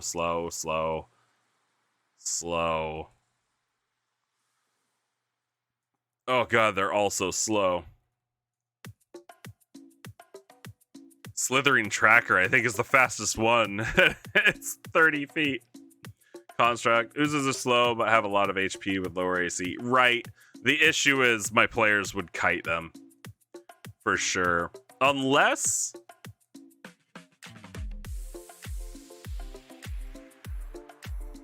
Hold on.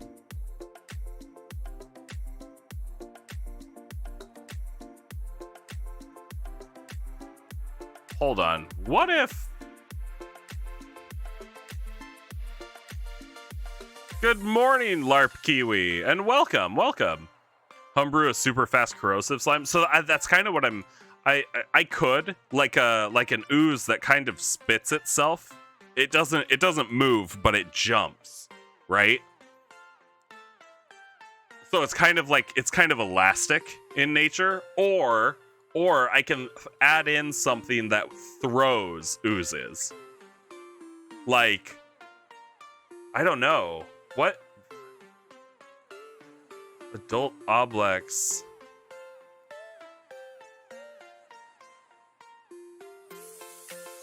I could have a... Couldn't I have... Yeah. You know what? Yeah. I was about to say, couldn't I do this? Of course I can. I'm the DM. I can do whatever the fuck I want. What if I had... Not a problem, Meatball. Thanks for hanging out with us. What if I had like an ogre or something that was or a troll? Something big, something bulky, something dumb that was taken over by an ooze and now it launches shit. I could do that. Giant with an ooze weapon? Ooh. That sounds gross. And how are you doing, LARP Kiwi? How's things going for you? Giant with an ooze weapon. Let me see. An Uzi, if you will. God damn you. How dare you? How dare you come into my home?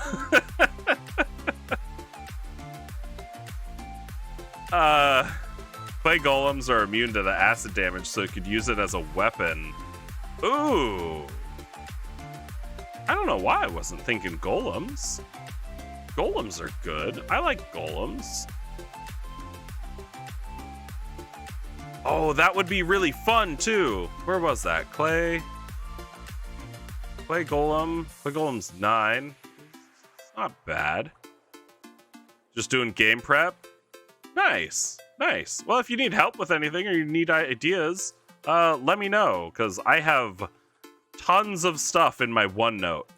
Like, tons of stuff. And I am always happy to share. Okay, so what if... Clay golem's not bad. Damage immunity to ice. What other golems are there? Not the canopic golem. Oh god, no. We fought one of these. What is this in? It's in yeah, Candlekeep Mysteries. Whatever the short is in Candlekeep Mysteries that has these in it. One of my players did a one-shot with it, and I clapped the ass of one of these canopic golems with my paladin. Because I ended up critting with my max spell level smite, and it was just a ton of damage. And then when it was still standing, we all got scared. You're thinking about how to add some ranged baddies into the upcoming encounters to mix things up a little. Okay. Are we talking humanoid NPCs? NPC baddies? Or are we talking creatures of some kind, like monsters or whatever? Construct. What? Amber Golem. Oh, Curse of Strahd. Ooh, gross. There's other golems. I want to see the other golems. Clay Golem is a really good one. I can always tone it down a little bit. Crystal Golem. That's neat. Honestly, I could give anything acid resistance or acid immunity. Oh, Dragon Boat Golem. Not the Fiendish Flesh Golem. Ew, he's pretty, isn't he? Just fought that, hits hard but pretty easy to take down. Yeah. Look at this guy. He is beautiful, isn't he? What about a Flesh Golem? Nah, Flesh Golem doesn't really fit, does it? Glasswork Golem. Ooh. Goldforge Sentinel. I like that. My phone is buzzing like crazy. Headless Iron Golem.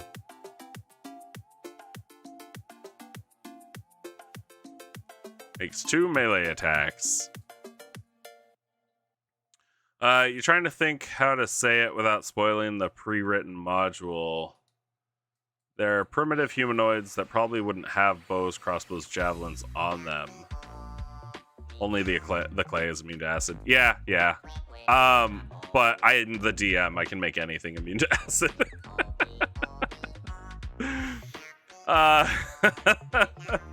Always remember that, folks. You're the DM. You can do whatever the fuck you want. Okay, interesting. Well, okay, even if they were primitive LARP Kiwi, they'd still be able to throw rocks. Like humanoids have been throwing rocks for a long time. And depending on how primitive we're talking,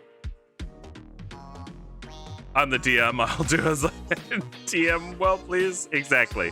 If we're talking like cavemen, then sure. I think throwing rocks is about all you're gonna have. However, I don't think it took long for them to start throwing sticks. So you could use javelins. All you have to do is not put a metal or a stone tip on them. Slingshots are an option as well, although I think slingshots were more if you're looking at human history, I think slingshots were big like 4000 BC-ish era. So they were a cheap ranged option for sure, but still a ranged option. But again, I guess it depends on what level of civilization and what you're considering to be primitive. But if it's caveman's, 10,000 BC at the earliest you could find, yeah. So slingshots have been around forever. Like actual slings. Throwing sticks and rocks have been around for pretty much forever, even caveman times. So you could always do that. I mean, there's literally no reason why they wouldn't have a bunch of like pointy sticks around that they would throw at enemies, or even prey. If we're talking about hunting, wooden spears were pretty much a huge turning point for humans in general. It's just the use of tools. Yeah, that's what you figured, just throwing rocks. Yeah, throw rocks. Throw rocks. That works. Throw wooden spears. If they have weapons of any kind, if they have clubs, they have spears. If they have big blunt clubs, they have sharp pokey spears. Because it doesn't take much to sharpen a stick and then throw it.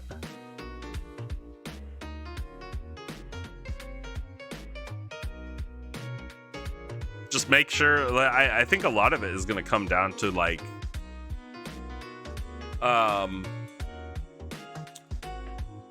think a lot of it is going to come down to flavor and how you describe it. Because yeah, you could give them spears, but if you say that, oh, they're holding spears, players might go, okay, well, we're thinking of, modern day spears or javelins, something like that. But if you describe them as like roughly hewn sticks that have been sharpened at the ends or something like that, then it helps build an idea of exactly how primitive these people are, depending on how you want to go about it.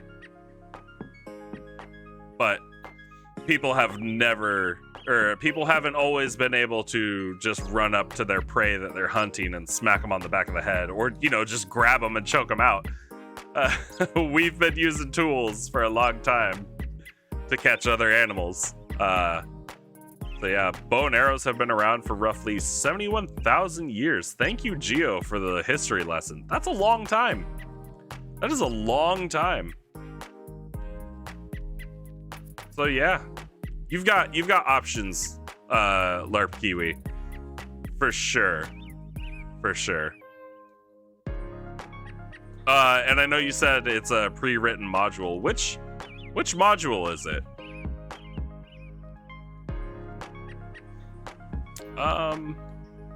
Bow and arrow is actually older than the sling. Yeah, that makes sense. Oh hey, look, a mecha chimera. Didn't I say a chimera in my notes up here? I did, a chimera right there. So I must have seen the mecha chimera, because this is what I wanted to do. I want to do the mecha chimera.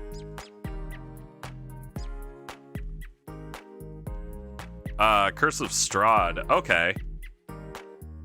I played Curse of Strahd.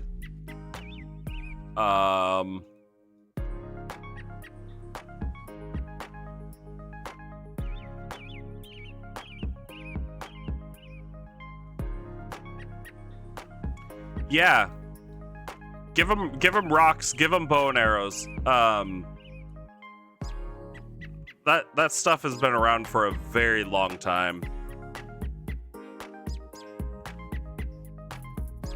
I don't think anybody would really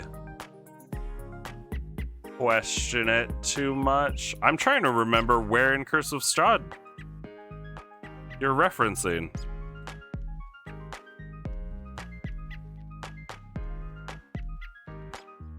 But here's a good like a good general rule of thumb.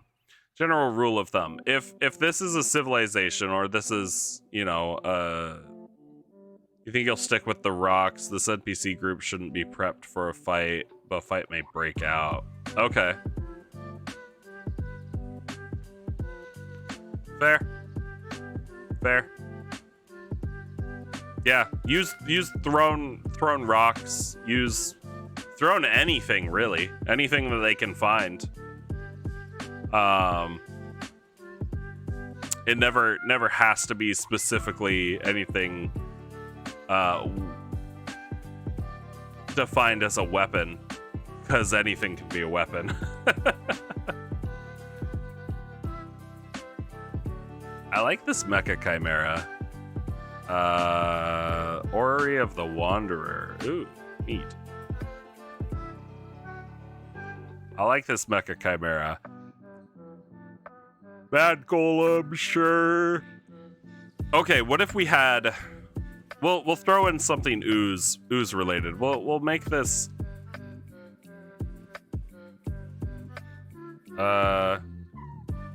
Tinker's Workshop.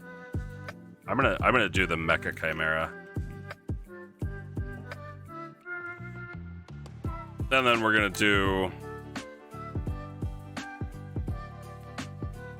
ooze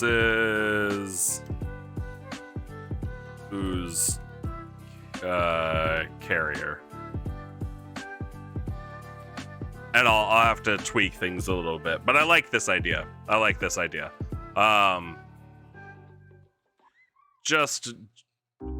guess I really just need to find whatever stat block I want to use and would tweak the least amount for the ooze carrier.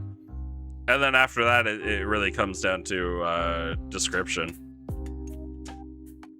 And then the oozes, which I don't know what kind of oozes I'd want to use. I don't think a gelatinous cube. I could throw ochre jellies. I have a bunch of my like homemade ochre jelly minis that I could use again. I do have black puddings, I do have black pudding minis, but black puddings would be very, very mean to throw at them in this kind of situation. Also, I don't think black puddings would actually be able to really be contained unless they're in glass. You saw a video about how bugbears are a great monster to start making your custom monsters from. I could see that. I could see bugbears being a good template. For sure. Okay. So that's day 6, day 7, and day 8.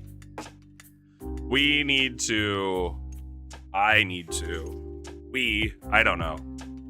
We're a team, right?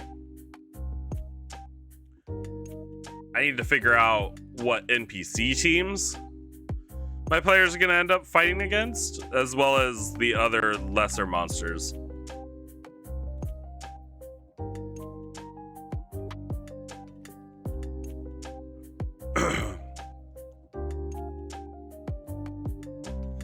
We can figure out NPC teams later. And I have some like potential templates, and I think you if you just look over this, you might kind of see what I was thinking of, but one of them needs to be a blatant ripoff of the A team, but fantasy themed. I could absolutely do that. I could make that the first team that they fight against. I could make the A team the first team they fight against. Because then it's like, I don't know. I guess the A team was pretty combat ready, right? A team was pretty combat ready. But yeah, like a team of a paladin and 2 clerics. It's a dick move. A team of 3 bards is a dick move. All big casters, wizard, druid, and sorcerer. Triple barbarian team. All of them totem barbarians, but all like they went 3 different animals for each one. So you'd have the bear, you'd have the wolf, the eagle, or if I wanted to homebrew different totem animals, I could do that. This second one was a big one. Because I think it was a champion fighter being blessed by the cleric while the sorcerer and the wizard dropped slow and haste. So slowing my players and hasting their own fighter. And then the fighter has multi-attack with the bless. He's a champion fighter, and he's just like 3 casters there just to boost the fighter so the fighter can run around and destroy everybody else. Duck Totem Barbarian. Yes, I want Duck Totem Barbarian. We need to homebrew. Maybe one of these days we'll homebrew a bunch of like Barbarian Totem effects. A single level 20 fighter with a Charm of Haste. Yeah. You know what's really messed up is the Glory Paladin. The Glory Paladin that has the ability to cast haste on himself. Messed up. Really messed up. Strength is his dump stat though, so he doesn't do a ton of damage. Either that or he was a dex-based fighter. Could you imagine a dex-based fighter with haste using a longbow and just constantly kept his enemies at a distance while he pelted them with arrows constantly? The Twilight Cleric is pretty brutal too. Yeah, a lot of those are.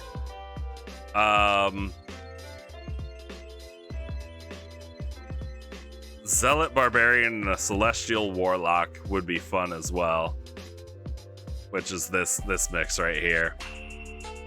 Because with haste, he would get 16 attacks in a turn with Action Surge. So let's talk about that.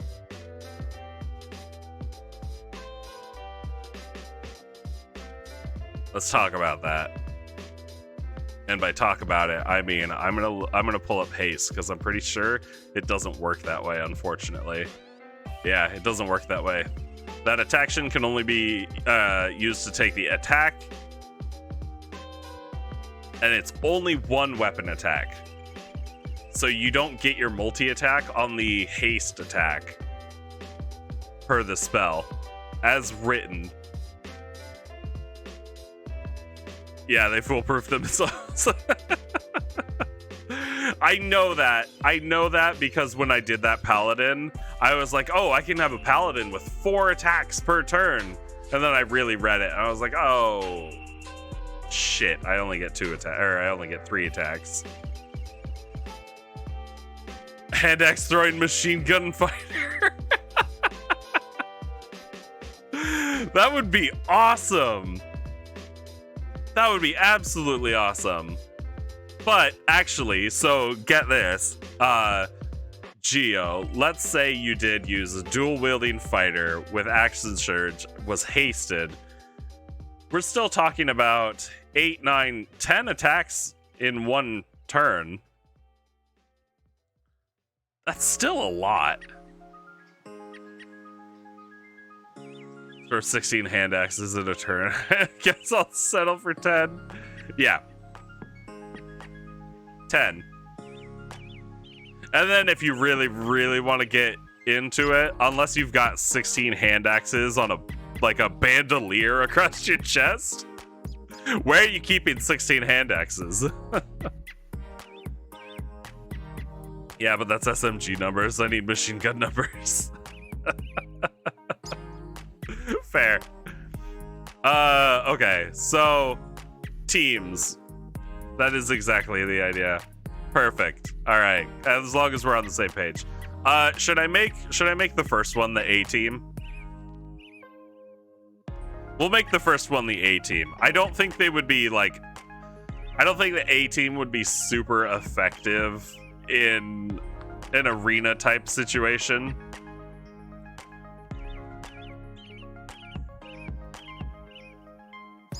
Do we want to call it the A team, or should we be funny and be like, oh, it's the B team, or it's the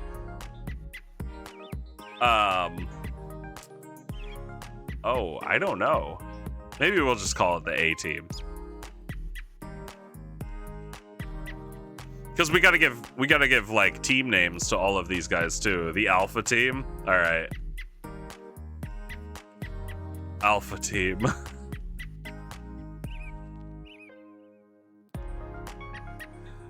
No, this is bad. All right, so it'll be 4 people, obviously. So I'm gonna have to look up the A team.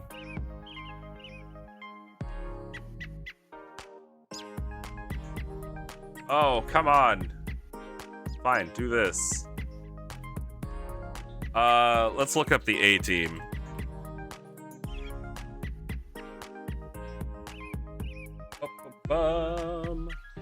Characters. Their leader is Lieutenant Colonel John Hannibal Smith.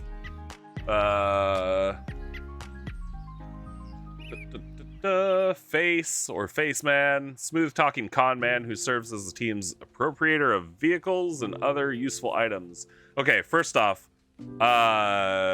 Face Man.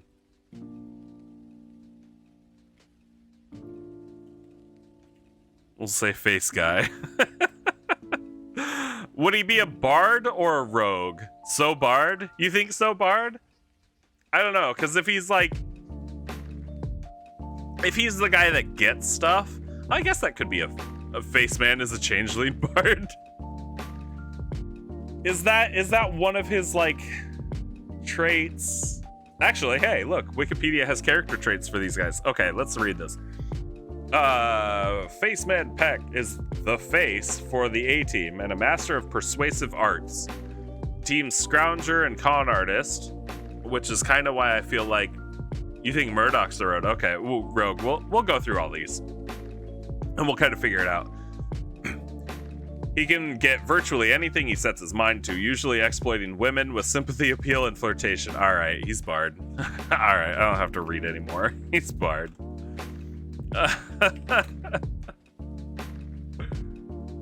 Alright, so we've got the face, the muscle.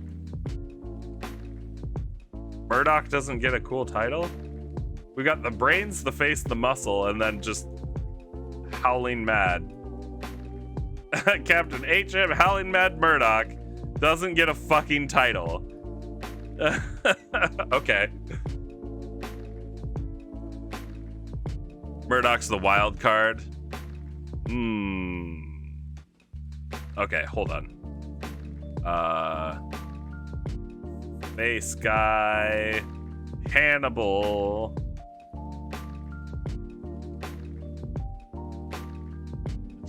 Hold on, do I want to do this? Do I want to do this like Borderlands style where we we just barely change it, but it's still obvious? So face man is face guy. What would we change Hannibal to?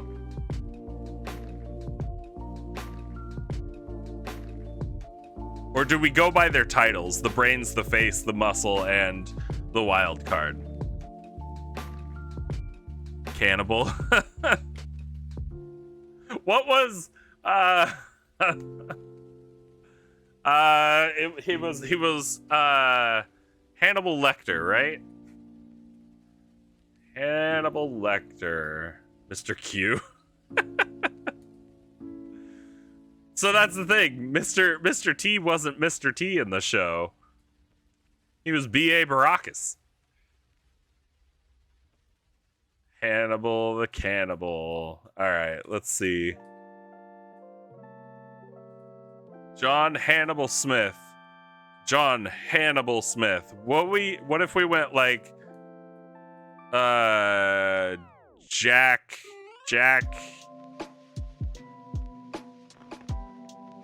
Hannibal.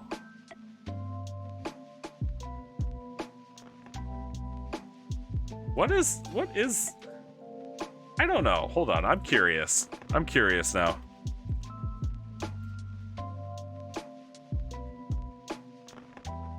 Hannibal. Yes. Is it just a name?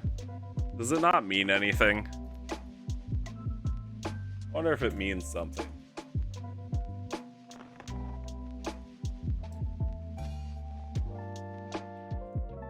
It does mean something, but it doesn't fit anything. So, okay. Hannibal the Cannibal. I feel like that would be weird. Hold on. Let me read this. So, and I've never watched the A-Team, by the way. I've never watched the A-Team. This is the name of a famous historic general. Yeah, I came across that. Invaded Rome, yeah. Okay, great. I'm glad a bunch of people who've never watched the A-Team are designing a fake A-Team. Okay, so John Hannibal Smith is the brains for the A-Team, the tactician and leader of the team, and a cunning master of disguise. His most used disguise is Mr. Lee, the dry cleaner, who performs one of the final parts of the client screening process, including by telling clients where to go to make direct contact with the A-Team. Smith dresses most often as in a tan safari jacket and black leather gloves. He's also constantly seen smoking a cigar. Hannibal carries either a Browning high power Colt M1911A1 or a Smith & Wesson Model 39 as a sidearm. Most often Mexican carried, although he uses a holster when on missions. His catchphrase is, "I love it when a plan comes together." He is often said, usually by BA, to be on the jazz when in the thrall of completing a mission. What class does that fit? So he's a master of disguise. Yeah, he's a master of disguise. Sounds like he typically sticks with a handgun.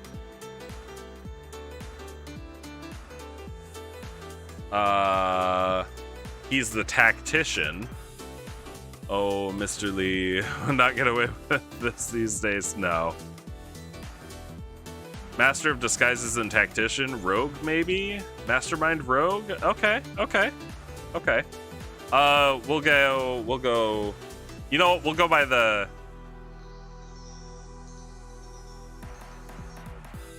Hold on.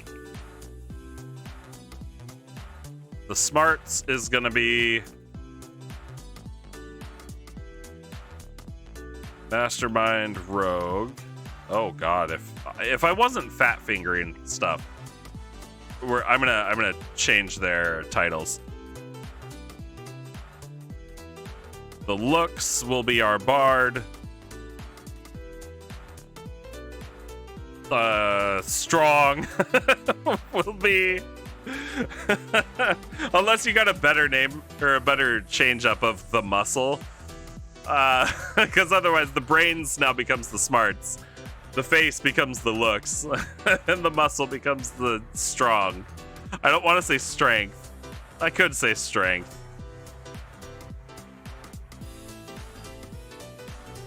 The strength, sure.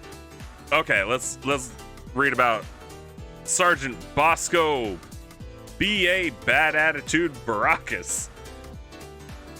The muscle for the A-team with a magical hand crossbow. Ooh, yes, I like that.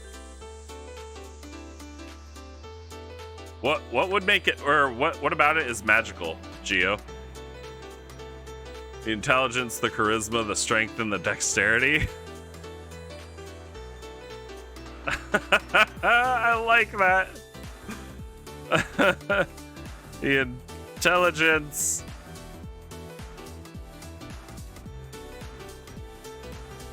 the charisma, the strength.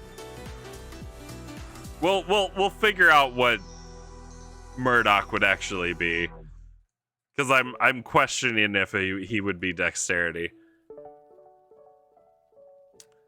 Okay. B.A. Baracus, the muscle for the A-team, able to perform exceptional feats of strength. He is also the team's mechanic, master at arms, demolition and weapons specialist. Baracus affects a dislike for Murdoch, calling him a crazy fool, but his true feelings of friendship are revealed when he prevents Murdoch from drowning in his desire to live like a fish. Baracus also has a deep aviophobia, and the others usually have to trick him and or knock him out to get him on an aircraft. It is very rare that Baracus is awake while flying, and even rare for him to actually to consent to it. When he does, however, he then goes into a catatonic state. Baracus generally wears overalls and leopard or tiger print shirts. You know what this is sounding like? You know what Baracus sounds like? Our bad attitude Baracus, our muscle guy. Never has to reload, gives it a chance to embed in the target. Ooh, I like that. Anyone play D20 Modern with the classes strong characters, dexterous characters, tough characters? No, haven't, LARP Kiwi. Have not. But okay, what if we made and like correct me if I'm wrong, but doesn't B.A. Baracus sound like an artificer? If he's the mechanic? He's the mechanic, he handles the weapons, he's the demolitions expert, and he's real strong. We could make him an artificer.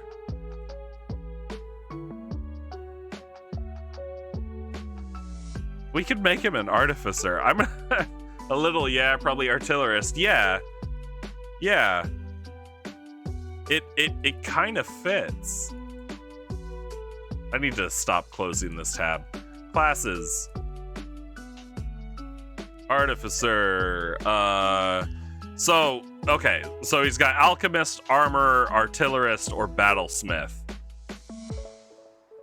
Oh, there's that thing where the artificer gets to add int to strength checks. Yeah. We could make him artillerist, and that would give him the magic cannon.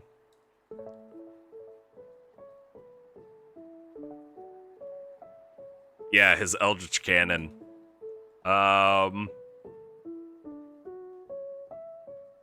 I kind of like this. Also, isn't in the A team, isn't BA the one who typically has like the large machine gun? Because he's the strong one, so he'd be able to actually handle a large machine gun.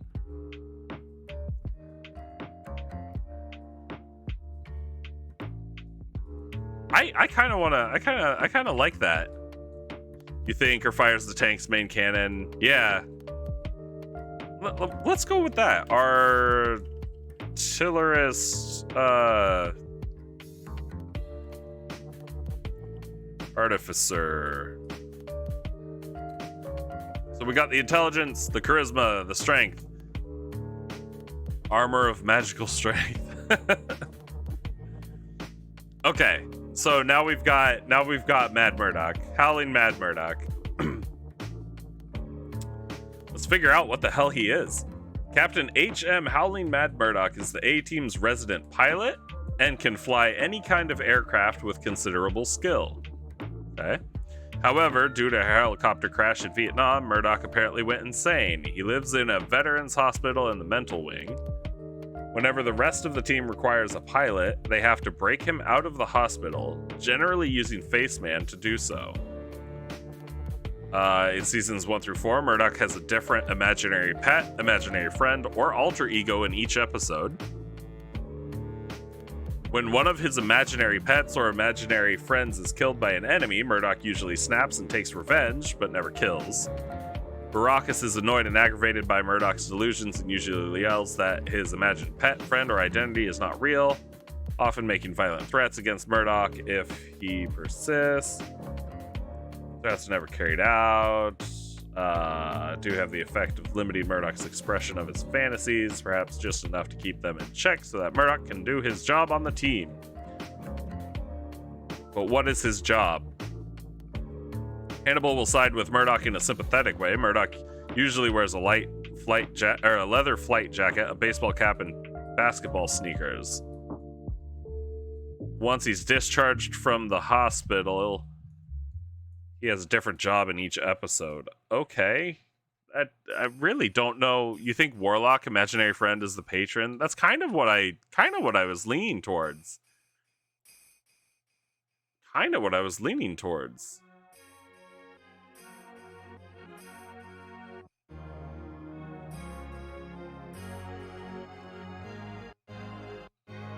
It's so weird. It's so weird because he's straight up a wild card. It almost feels like a multi-class situation. Right? It almost feels like a multi-class situation. So let's look at Warlock.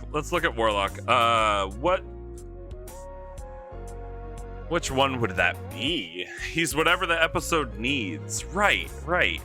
So he would have to be fluid. He'd have to be just really whatever fits at the time.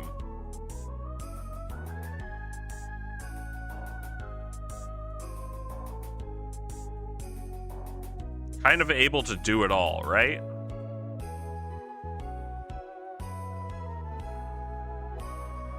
Jack of all trades, master of none kind of situation.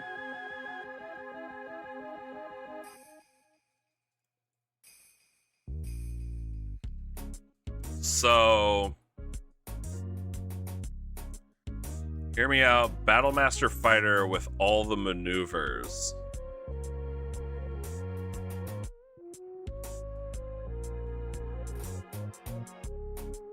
That's not bad.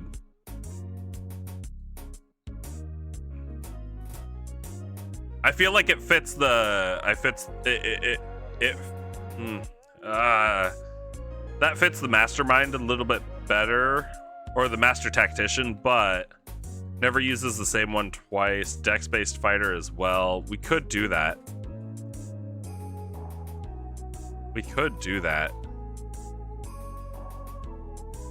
What if he multi-classed though? What if he was a Battlemaster fighter multi-classed into Warlock.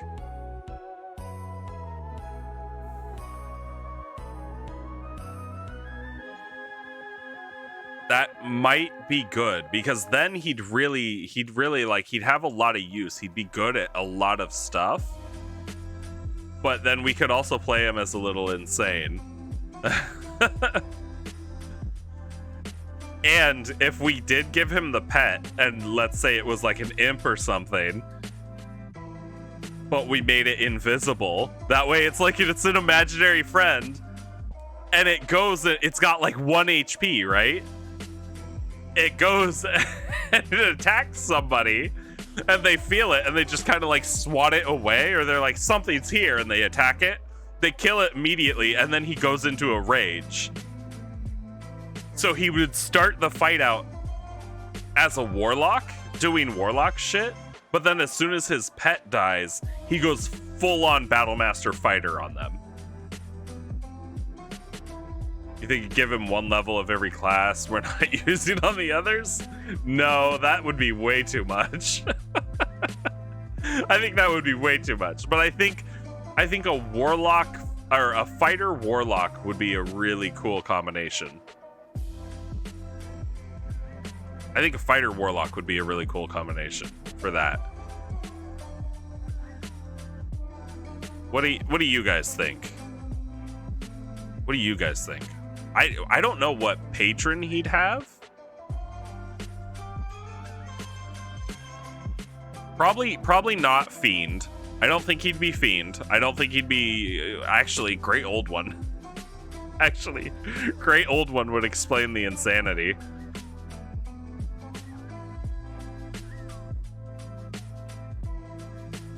Not Undead. Not Undying. I think Archfey... Or Great Old One. Great Old One's a weird insanity, though. Archfey can be kind of a loopy insanity. Which one do you guys think? Because these are the two that I'm kind of leaning towards.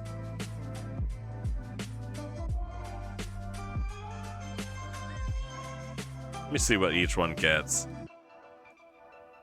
Archfey gets Fairy Fire, Sleep, Calm Emotions, Phantasmal Force, Blink, Plant Growth, Dominate Beast, Greater Invisibility, Dominate Person, Seeming. Those are all pretty good. Charm or Frighten people. So you literally like draw them to you or scare them away. Archfey seems more like it would fit the idea of change when patron is dead. Yeah. Yeah. Whereas like this Great Old One, it is very much like straight up full on insanity. And then Pact Boon, it would be Pact of the Chain. That'd be it. Be Pact of the Chain. And then we just homebrew it like this guy's a special warlock. His familiar's invisible.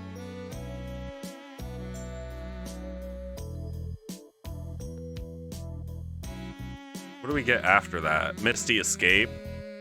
Vanish in a puff of mist in response to harm. When you take damage, you can use your reaction to turn invisible and teleport. Alright, that's not bad. I don't know if we'd actually go full on... We'd probably go more Battlemaster to fit it a little bit better. Let's look at Fighter. Battlemaster Fighter. No, not Echo Knight, not Arcane Archer.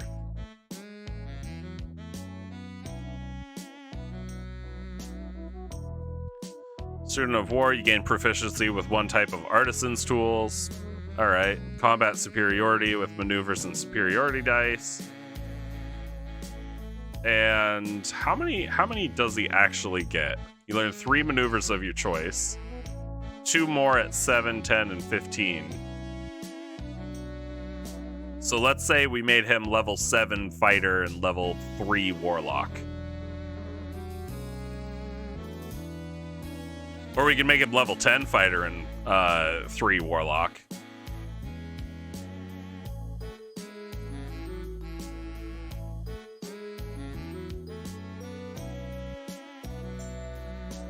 Saving throw is DC 8 plus proficiency bonus plus dexterity.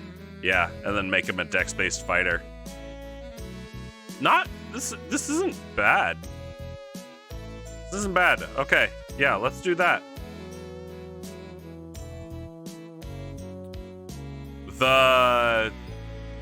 What would be the wild card stat?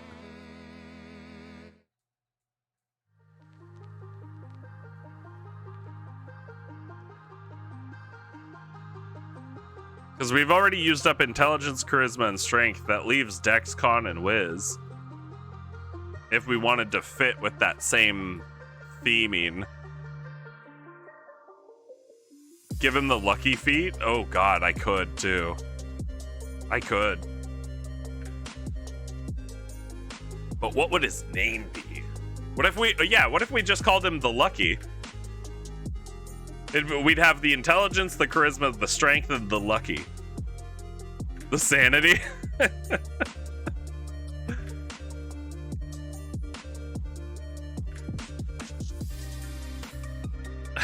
He could be the wisdom. It's a stat you can add from the DMG. True. True. That's a good point. Sanity, of which he has none.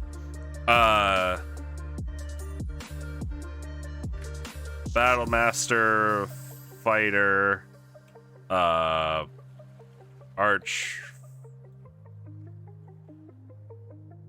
Archfey, warlock,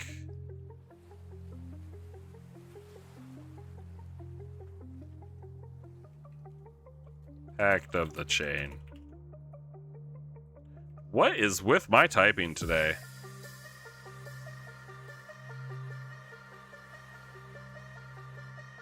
Alright, so our alpha team. Intelligence. The intelligence. The mastermind rogue. Using a hand crossbow that... magic hand crossbow that doesn't need to reload ever. The charisma. The bard. What bard would he be?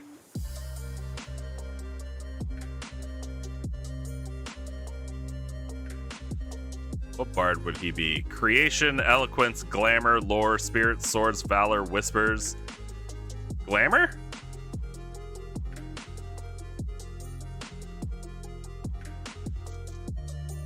Enthralling performance, charms.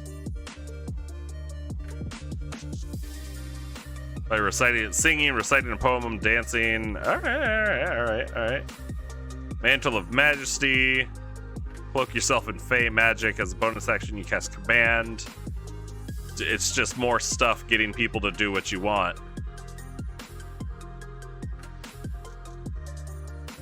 Okay.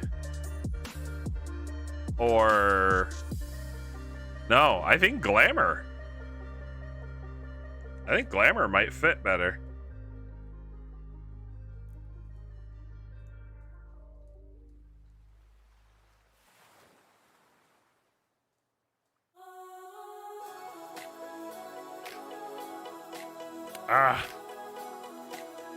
So, Shiz redeemed the paint my nails thing the other day. I still haven't gotten the nail polish because finding a radioactive green nail polish is kind of hard.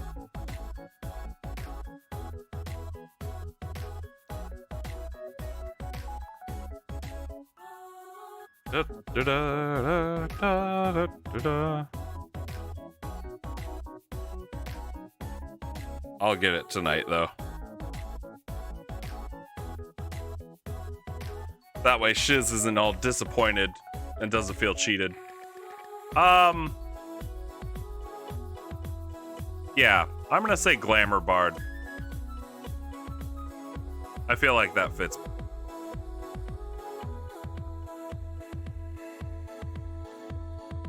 Glamour Bard. All right. Although maybe it won't matter that much. We don't want them to be a whole lot stronger than 10 giant rats. So What level should they be? What level should they be? If we consider that the highest HP one in there is probably going to be the the sanity. We're looking at an average of like 6, so maybe 7 HP per level, plus 10 ish. These guys would get dropped real fast at like level 5.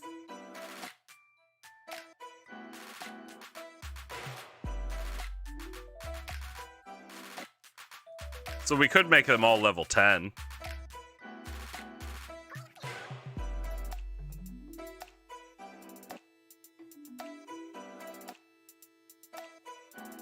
Right?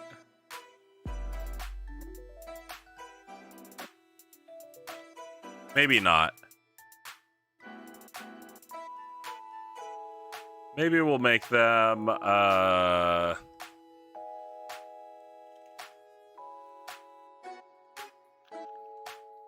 make them level 9. We'll make them all level 9s. That'll be fine.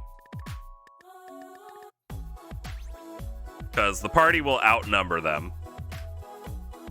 Even at the same level. We'll make them level 8. It'll be fine. Okay, we'll need another NPC team. Also, other monsters.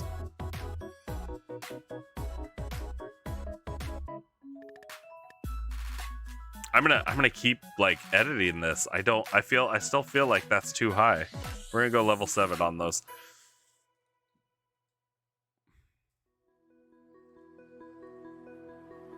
Monsters. What are we gonna throw at them? How about... We already have the giant rats. We've got the alpha team. I don't know if I should have them roll in on like a carriage that's painted painted like the A-team's van or not. Monsters for fight 3 though.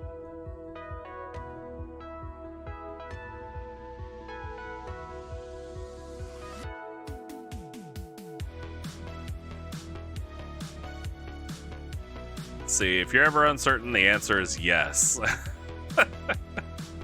That is some wise advice, Geo. What is this? What's GOS? Ghosts of Saltmarsh. Okay. Ooh, those are gross.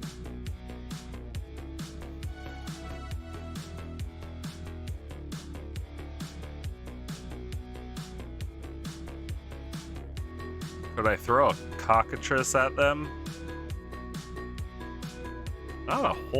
Not very strong.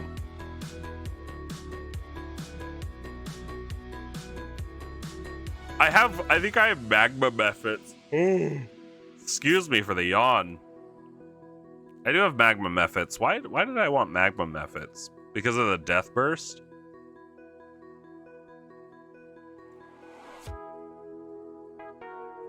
Why not dust methods? Oh, they still have the death burst.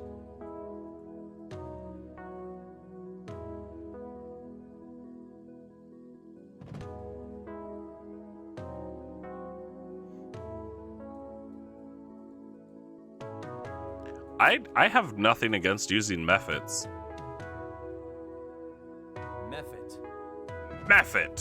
All right. I have nothing against using the methods. Let's do...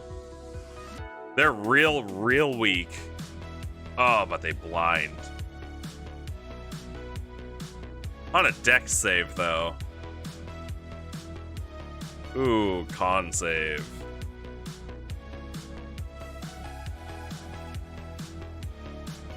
What do the smoke methods do? Aren't there smoke ones? Guess not. Sentient gray ooze. Ooh, rust monsters.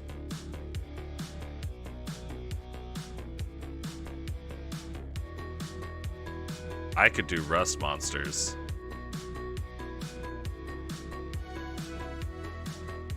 They would have had to been kept in like a wooden cage.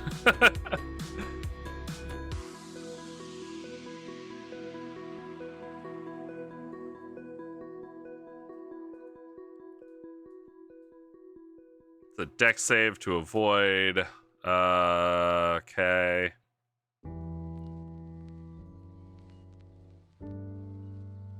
Any non-magical weapon made of metal that hits the rust monster corrodes after dealing damage.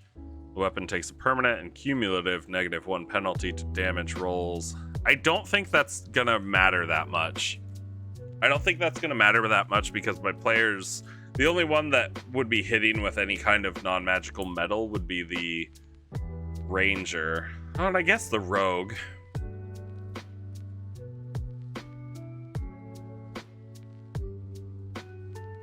I guess the rogue.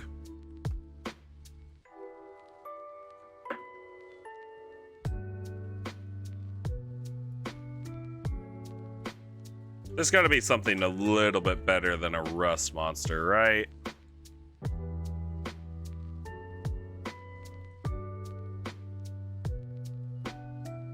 Skulk. No.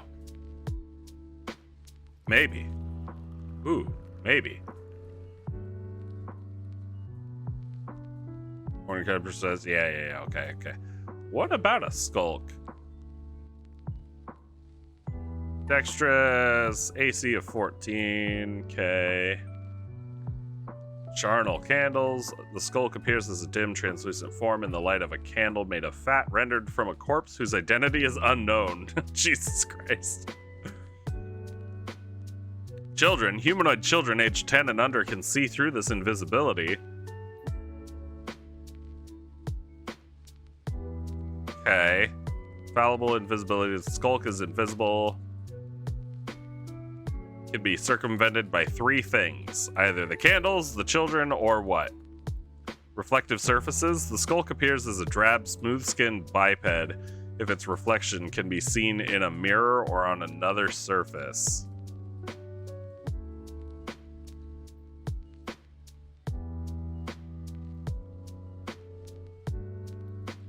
Skulks might be fun.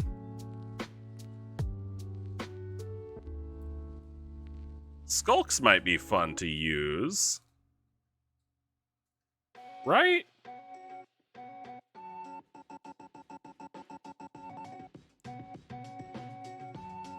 Although something invisible doesn't seem like a great show. That's the only thing.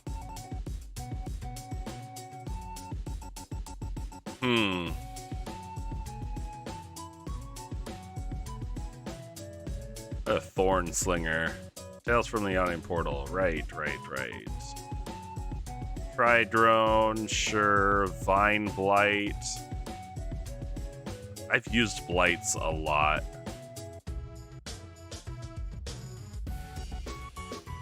Ah, yes, the wood elf.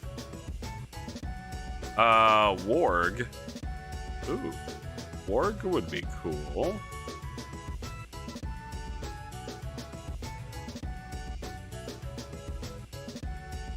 Oh no, what else? Zorbo? Look at Zorbo. TOA, Tomb of Annihilation. Alright.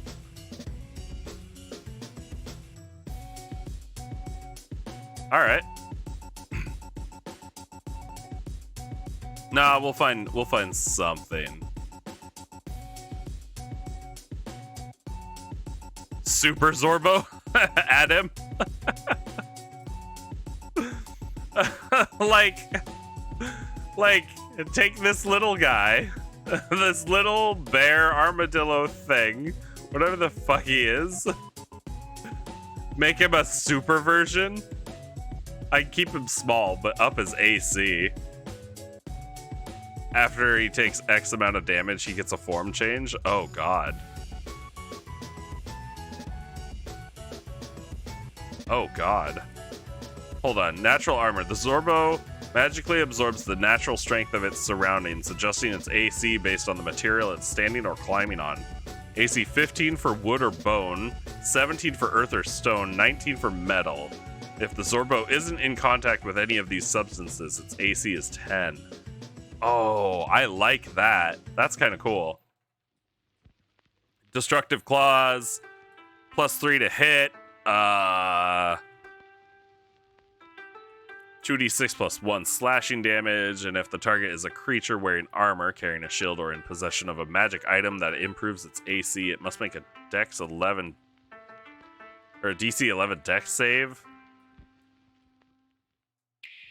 Magically deteriorates, taking a permanent and cumulative -1 penalty to the AC it offers.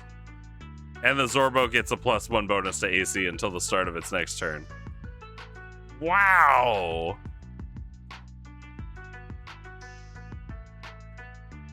Wow! He goes Super Saiyan and then can get progressively more powerful depending on the amount of damage he takes. Less damage per turn lowers his damage, so it's a balancing act. Okay, okay. What if... So, kind of a Hulk. We make a Zorbo Hulk. I don't like this Destructive Claws thing, mostly because I don't... My players don't have anything that's increasing their AC magically, because their AC is high enough naturally. Less damage per turn lowers his damage, so it's a balancing act. It's like the move Bide. Ooh. So the only downside to that is if my players caught on, then they'd probably just start like very, very slowly killing it. Or they'd put everything they have into trying to kill it as soon as possible. We could do a Hulk though. Like a tiny little Hulk. I can't get comfortable. I can't get comfortable ever. So I'm always gonna be moving. We could make a little Hulk though. We'd be homebrewing it a bit, wouldn't we? Because there's no tiny Hulk that leaves craters. Would that be a first day? Would that be a... Oh, sorry. Well, yeah. Would that be a first day fight, though?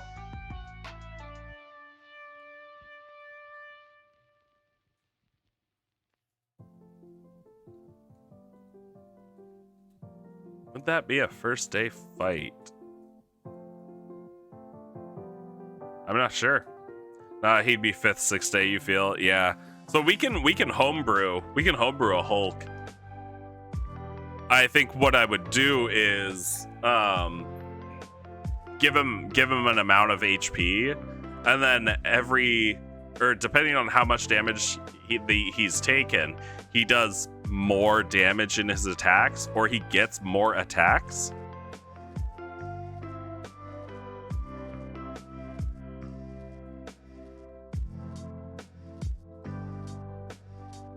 That would be good, actually. Give him like 400 health. Give him like 400 health. Have his attacks do, 2d6 to start with. And then every 25 damage that the players do, his damage goes up by 2d6. But then his damage goes up by a d6, but then every 50 damage they do to him, he gets another attack. So the more they damage him, the more damage he does to them, and the faster he gets. So the more attacks he does.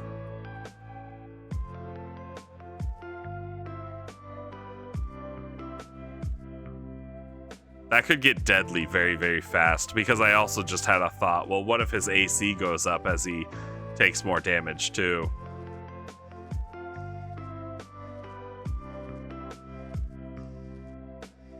can up his speed too, make the ranged people scared. Yeah, exactly. Make us, it'd be a snowball monster. It'd be a snowball monster, and if they weren't able to, like, hit him hard enough in the end, he will wipe out a party. Suddenly the tiny rodent is faster than the monk? Yeah. Yeah, okay, hold on. Let me, I'm gonna put this in. I'm gonna say, oh god, we already did our day 6 and day 7 ones.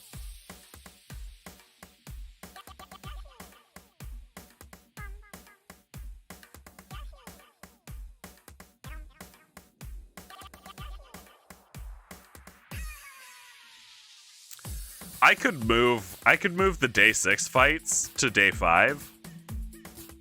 I feel like this guy would be way powerful. You know what? Fuck it. Let's make him a day 5 fight. Let's make him a day 5 fight. Tiny, cute Hulk. Actually, yeah, I'll leave it all caps. Homebrew.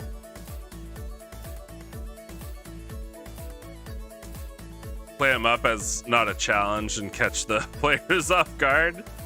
Yes. So it'll be day 5. It'll be after the final like NPC fight that this little thing will just kind of crawl out into the field.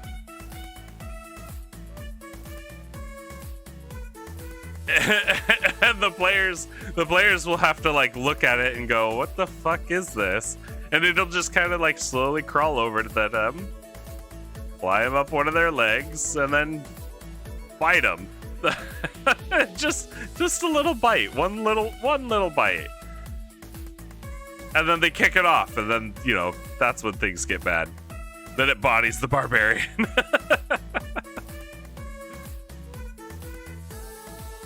Okay, we'll do that. So I need monsters for this one. Zorbo, Jesus. Choker. Carrionette. Oh, what's this from? Van Richten's Guide to Ravenloft. Oh, yes. I need to borrow this book from my friends. Oh, bugbears. No.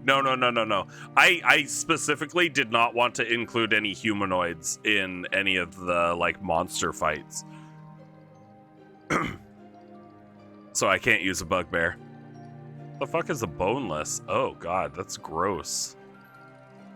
He ain't got no bones. Construct, Elemental, Fae, probably not. Aldani, Lobster Folk.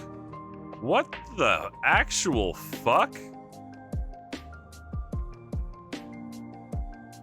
I guess there's crab people.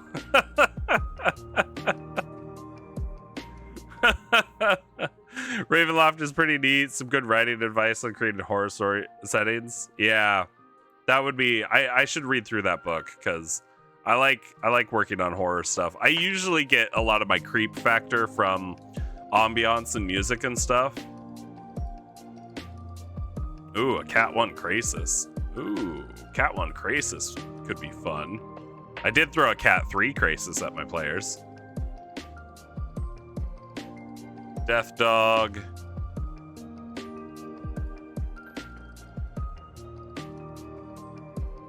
Death Dog might be cool.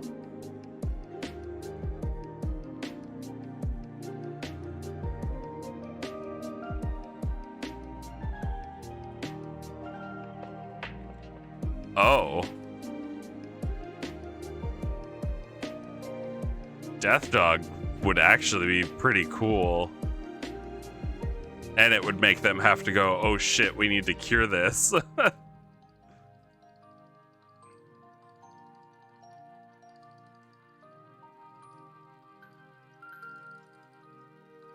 Every 24 hours that elapse, the creature must repeat the saving throw, reducing its hit point maximum by a D10 on a failure.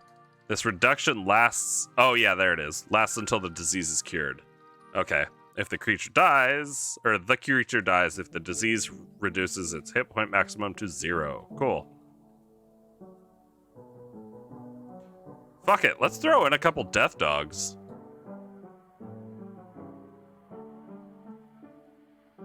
It's only a +4 to hit. They're probably not gonna hit. But if I made it like 4 death dogs, why not?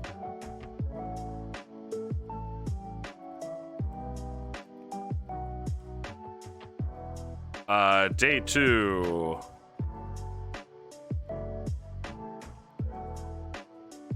We'll say battlefield. That's what we'll theme day 2 off of, is the battlefield, or a battlefield. So giant rats, death dogs, the A team. What's our second NPC team gonna be?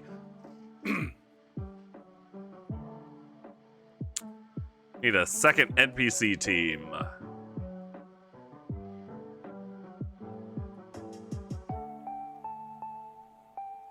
I could use one of these. I could do the 4 fighters and a wizard.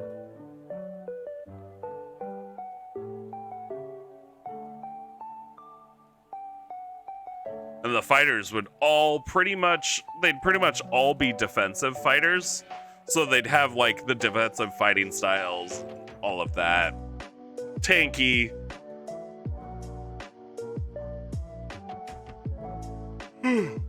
Excuse me. Super tanky. And then would just protect the wizard.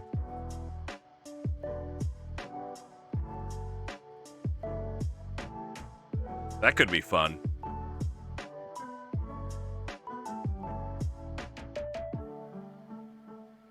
That could be fun.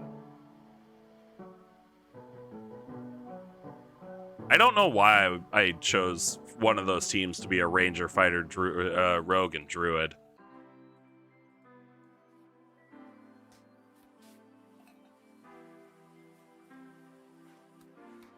Fuck it. Let's do 4 fighters and a wizard.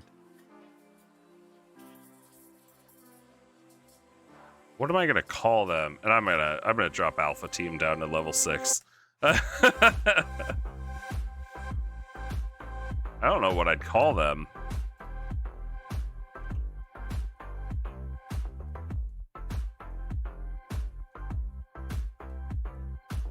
Say level 7. Fighter times 4. Wizard.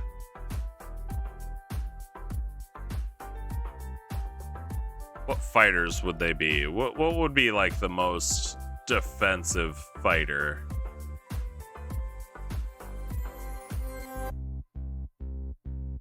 I don't know if Rune Knight... Oh, what level did I say they were going to be? Level 7? Okay.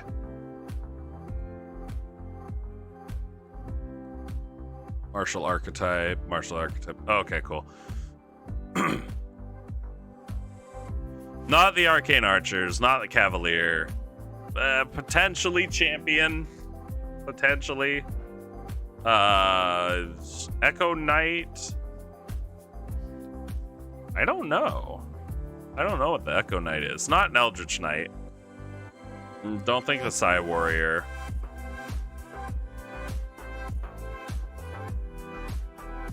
Probably not champion.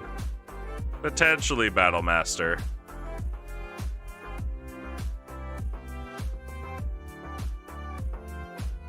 Just because of the maneuvers. Champion.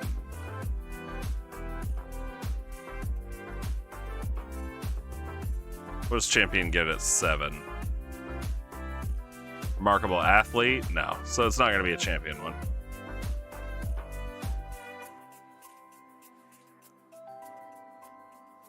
What about Echo Knight?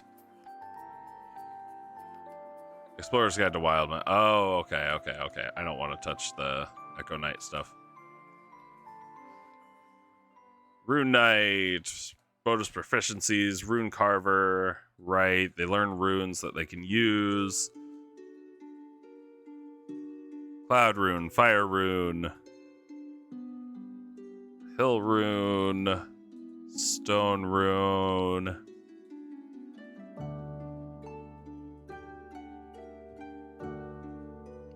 No, I think they're all going to be battle masters, aren't they? So they'd be like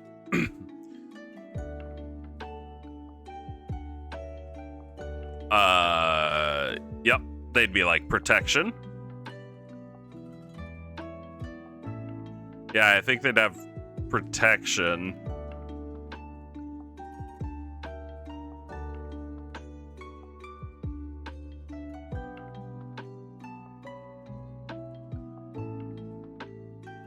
Yeah. Yeah, I think that would be it. So they'd be using protection. They'd have battle masters, so they'd have maneuvers. They'd have some defensive maneuvers. Martial versatility. Oh, right.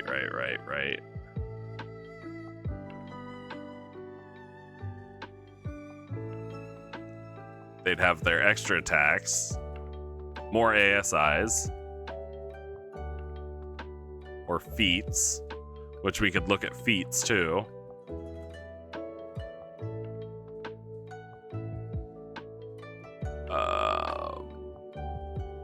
And here's a good question. I don't know. I'm not sure which ones would really help. Sentinel, I guess. Yeah, Sentinel would be a good one. To prevent moving around.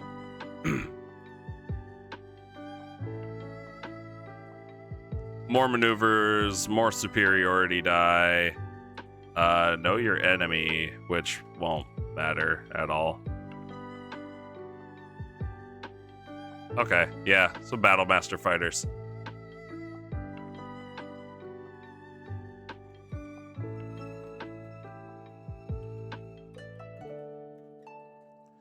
And then a wizard of some kind. I don't know. I haven't really decided on that. And I don't know what we'd give this team name, or what this team's name would be. But I think that's all right. So if we build this, I think we'd go level 6 team, a level 7 team, level 8, 9, and then the 10 final team would be level 11.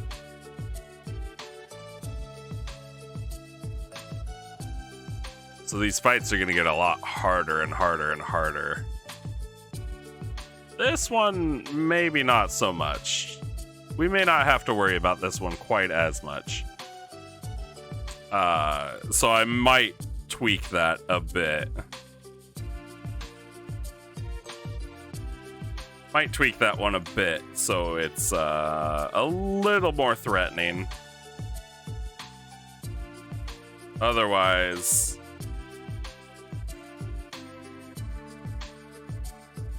I don't know. It all kind of looks good.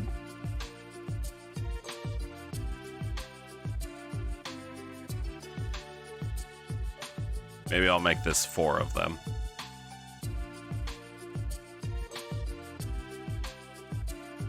One single mind flare. Might play around with that a little bit. What would be a really hard team for them to fight?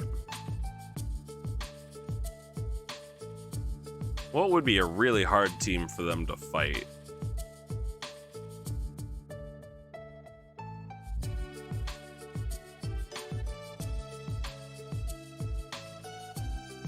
Curious.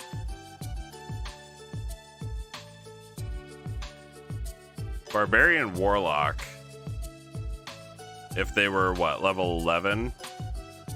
Let's take a look at those. Barbarian, Zealot.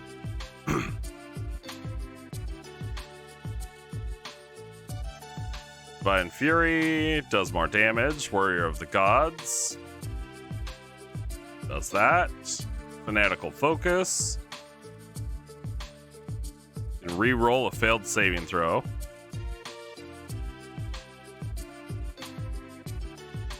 Zealous Presence.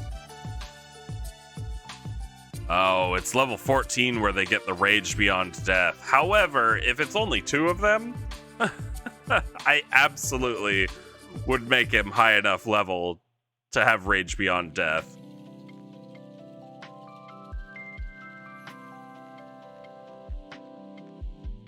Absolutely would have him Rage Beyond Death. I'd probably even make him a fucking level 20.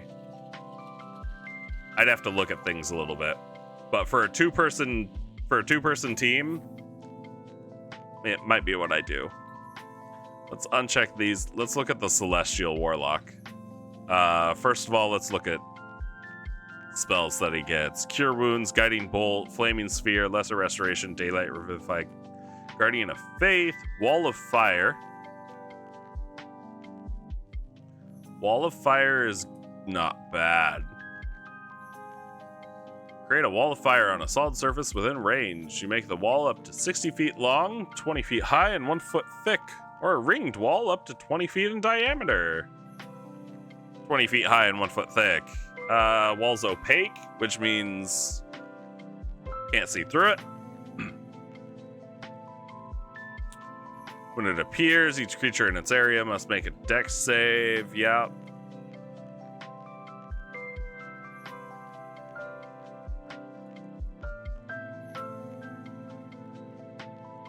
Okay. You cast the spell using a spell slot of 5th level or higher. The damage increases by 1d8 for each slot. Okay.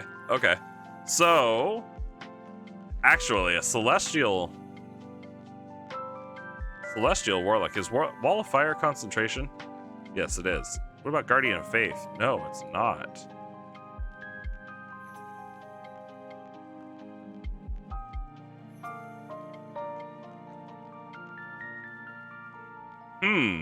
Interesting. I've got options here, don't I? I've got a lot of options. Also, bonus cantrips. The Healing Light is the big thing, right? Like, the Healing Light is the biggest thing. Because it's a number of d6s. It's a lot of d6s. It's a lot of d6s. So what this is it's a way to prevent the Zealot Barbarian from dying ever, right? By mixing in a Celestial Warlock with a Zealot Barbarian at level 14 will never die. As a bonus action, you can heal 1 creature you can see within 60 feet of you. Spending dice from the pool, the maximum number of dice you can spend at once equals your charisma modifier. Roll the dice you spend, add them together, and restore a number of hit points equal to the total. So I think what would happen in this fight is, if I did this, I would play it like the Barbarian would pretty much be stopping anybody from getting to the Warlock. The Warlock would also do everything it can to stop anybody from getting to it. Use of Wall of Fire to help split up the party would be super helpful. And then as long as he can split up the party a bit, they could get the party knocked out one by one with this Zealot Barbarian just raging all over them, preventing them from ever reaching the Warlock, while the Warlock just waits for the Barbarian to look really, really fucking bad and dropping a Healing Light to ensure that he's not going to die.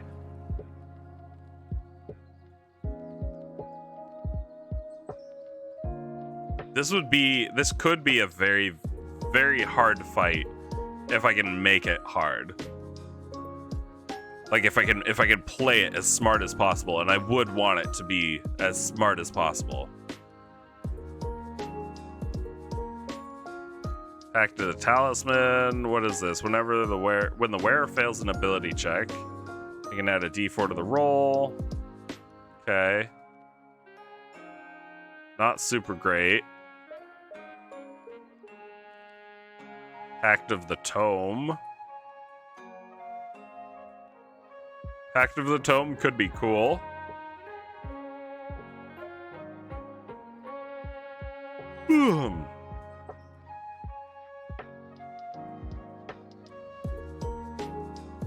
All book is on your... Yeah. It just gives you 3 cantrips, though.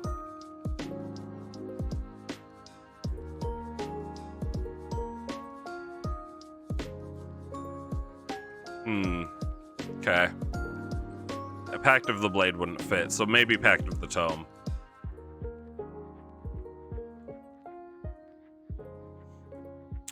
Oh yeah, and Eldritch Versatility, Pact Boons.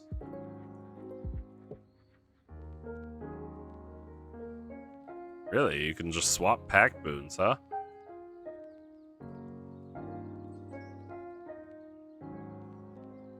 Okay.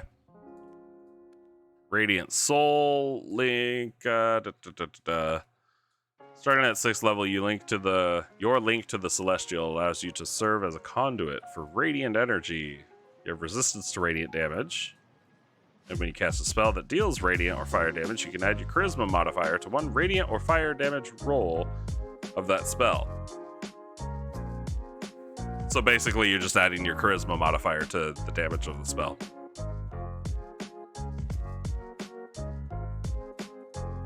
Yep, ASI, Celestial Resilience. You gain temporary hit points whenever you finish a short or long rest. Equal your Warlock level plus your Charisma modifier. Choose up to 5 creatures you can see. These creatures gain temporary hit points equal to half your Warlock level plus Charisma modifier. Not bad. Not bad. I'm gonna have to look at the Warlock spell list too to see what spells they get. But I mean, like, Avard's Black Tentacles or shit like that would be really, really good for helping to keep a distance between my players and the NPCs, which is pretty much what the goal would be. So I could build a spell list specifically for that.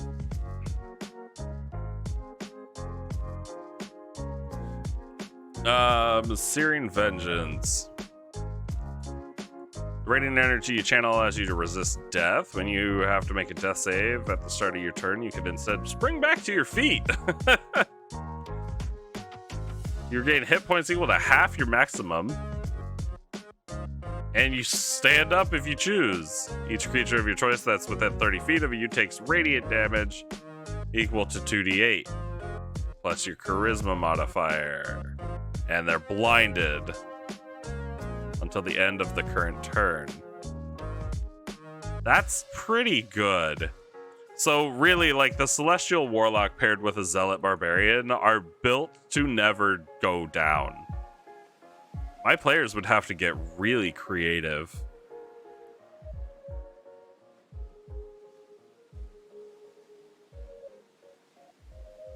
My players would have to get really creative. I think I'm gonna do that. I think I'm gonna do that. I don't know what level I'd make them, but we're gonna do this. Zealot, Barbarian, and Celestial Warlock. Potentially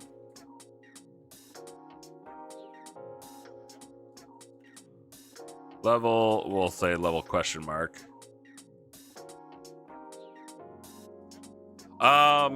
And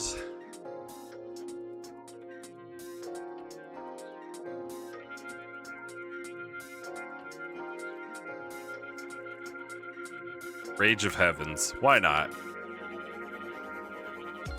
Level, I don't know. Zealot Barb, Celestial Warlock, that should be fun. That'll be a really, really hard fight. They're gonna walk out. My players are gonna be like, "Oh, it's only 2 of them. We got this." And then it's gonna be walls of fire and huge areas of black, inky grossness, and then the Zealot Barbarian never going down. Never going down. Unless the players find a way to...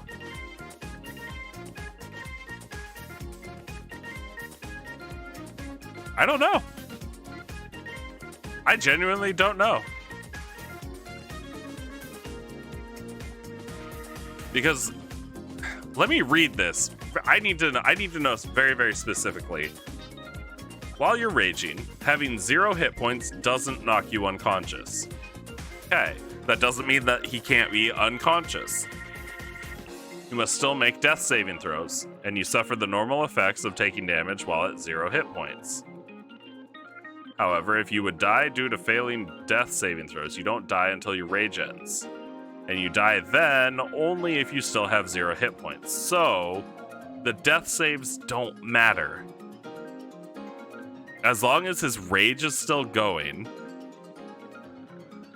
he's fine. And if he gets healed, it resets. Because it still works the exact same way, right? My question is, would you count the damage? Would you count the damage as stacking until it reached the barbarian's, negative maximum? And then would he die that way?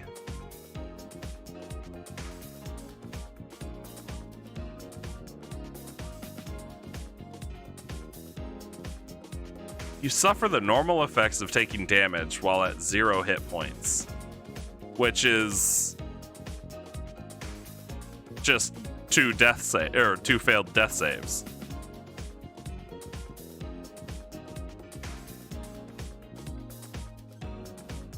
I don't know.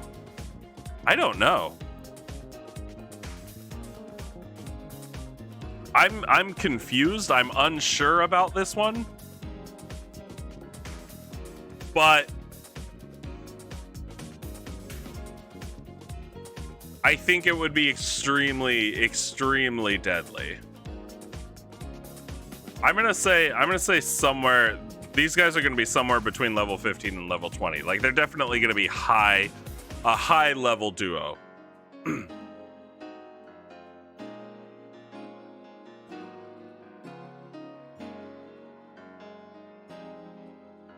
What monsters would they fight before that? Day 5 is actually looking to be really, really difficult.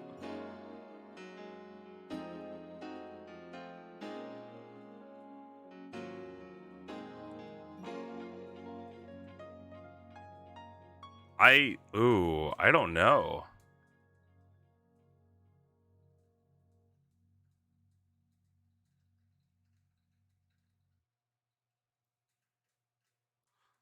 I don't know. I'm actually not gonna. I don't think I'm gonna do Tiny Cute Hulk, Homebrew. I don't think I'm gonna do the Mind Flayer. I think I'm gonna do the Tiny Hulk instead.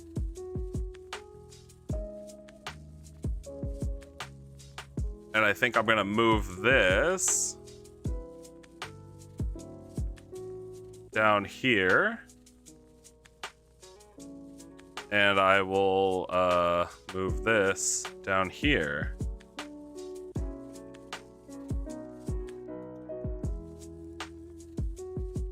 So it's more like... So it really does go monsters, then you fight the other team. Monsters, then you fight the other team. Same thing for the next day. And then it's monsters, monsters fight a team. Monsters, monsters fight a team. And then after that, that should be the last of the team fights. I definitely have worries that some of the fights in the previous days, specifically like this one, are going to be a lot more difficult than the last one, but I guess we'll just see. It all depends on how my players are prepared for things.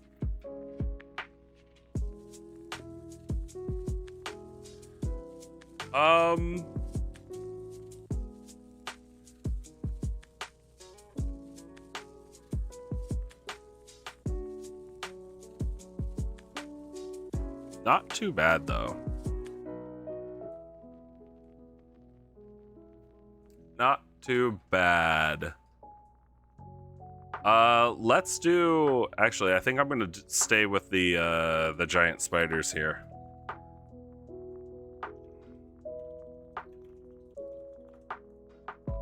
I really like this plan here. So, giant spiders and the shadow demons.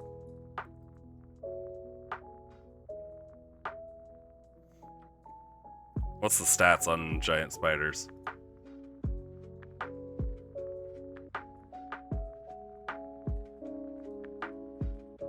Oh no! We're sorting the wrong way. There we go. What's the stats on giant spiders? Giant... Sharks? No. Giant strider. Ooh. Giant spider. They're not bad. +5 to hit. Pretty good. They do have the web.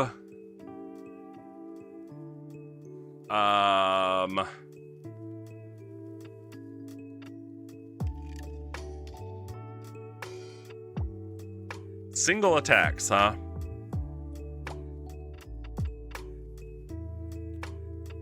Let's say 8 giant spiders.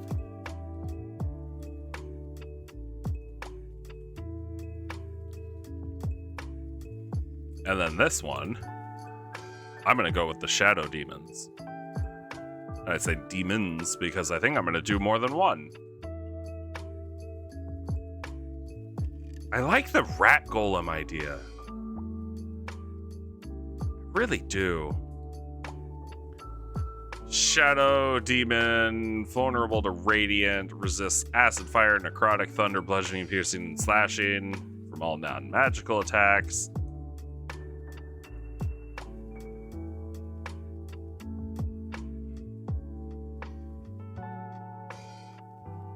Light sensitivity, shadow stealth. Yeah.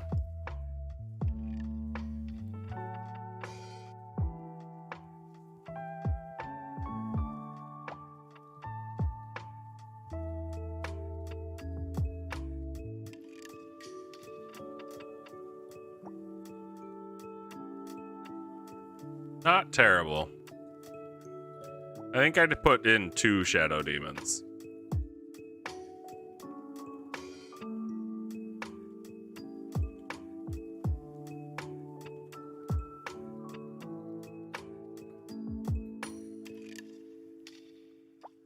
So, Mecha Chimera.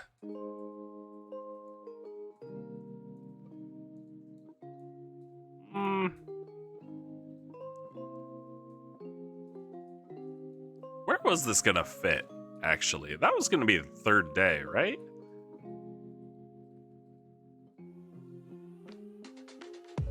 I could definitely do that on, like, day 4.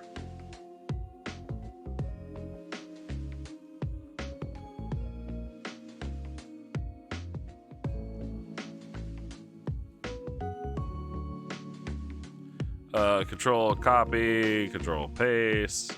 Actually, I should have cut.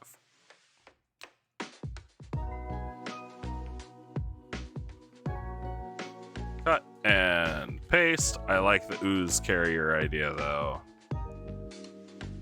I do. I really do. Tinkerer's Workshop.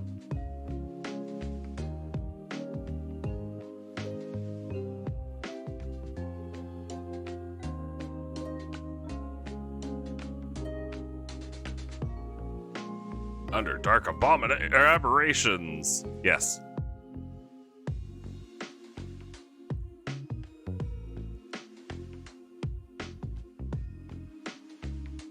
Stone statue garden?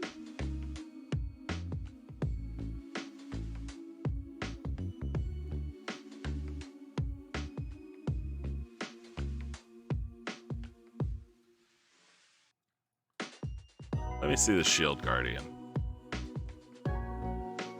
Shield Guardian, Construct, yep. Lots of HP, lots of AC.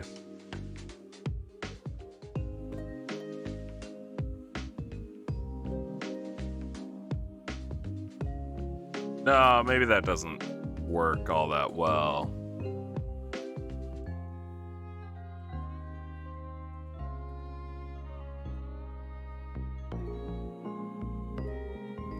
I wanted to use the Medusa.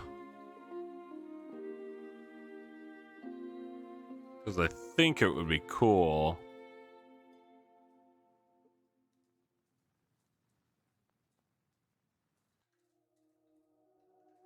Medusa. She's got the snakes for hair. I could throw in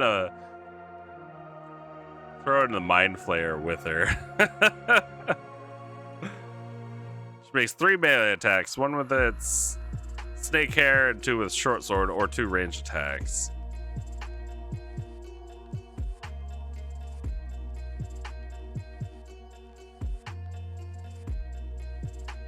Oh wow, the longbow's pretty good. It's found in the desert?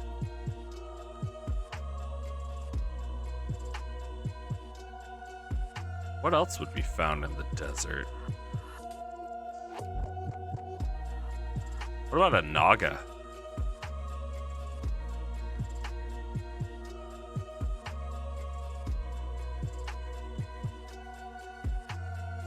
What are they called? What are they called? Bone Naga, Guardian Naga, Spirit Naga. Spirit Naga. Large. If it dies, it returns to life in 1d6 days. And I can't talk about it anymore. Because my wife's home. But you know what? It's about that time anyway.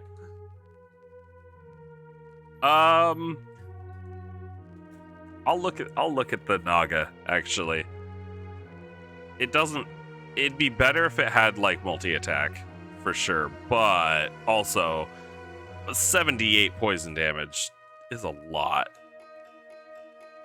On a con save though. Oh, actually, and it's half or full. Plus this, that's not bad. I might consider something like this. I might consider something like that. So, what if we did...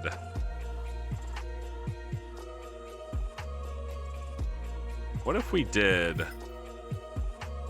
something like that, and then her?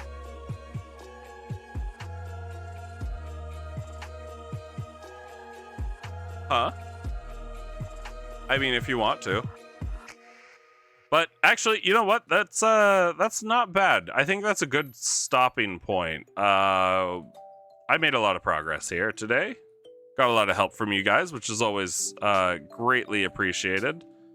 Yeah, I think it's looking a lot better than it did before. For sure. For sure. And I can kind of delete some of this. Ugh. Now it's all bolded and underlined. Ugh. But no, I think this looks much better. I think this looks much, much better. So, yeah, I think we can call it here. Thank you to Geo for hanging out. Thank you to, LARP Kiwi. I know that Meatball was here.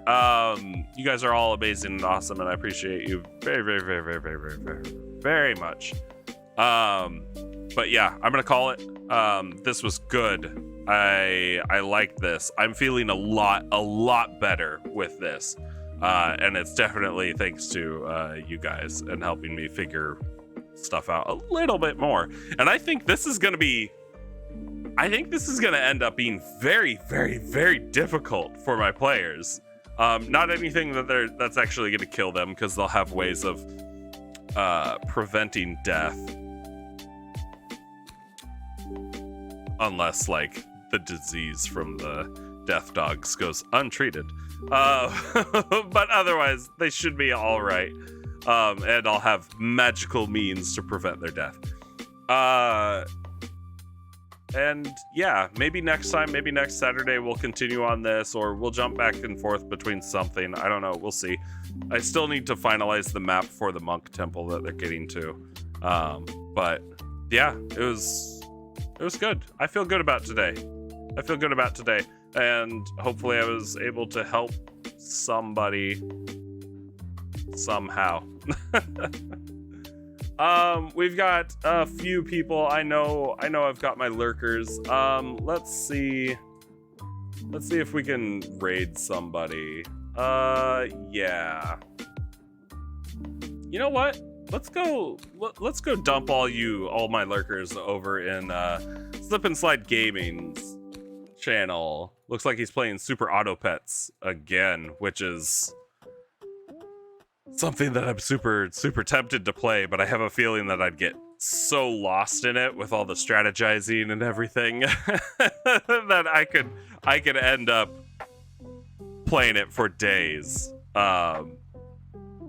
But we'll see, maybe. I don't know. I've got a lot of other things to keep playing, like my Nuzlocke practice, which I might do again later tonight. We'll see how I feel about that. It's kind of my unscheduled streams. I've got The Witcher 3 that I started that I'll be continuing the playthrough on for sure.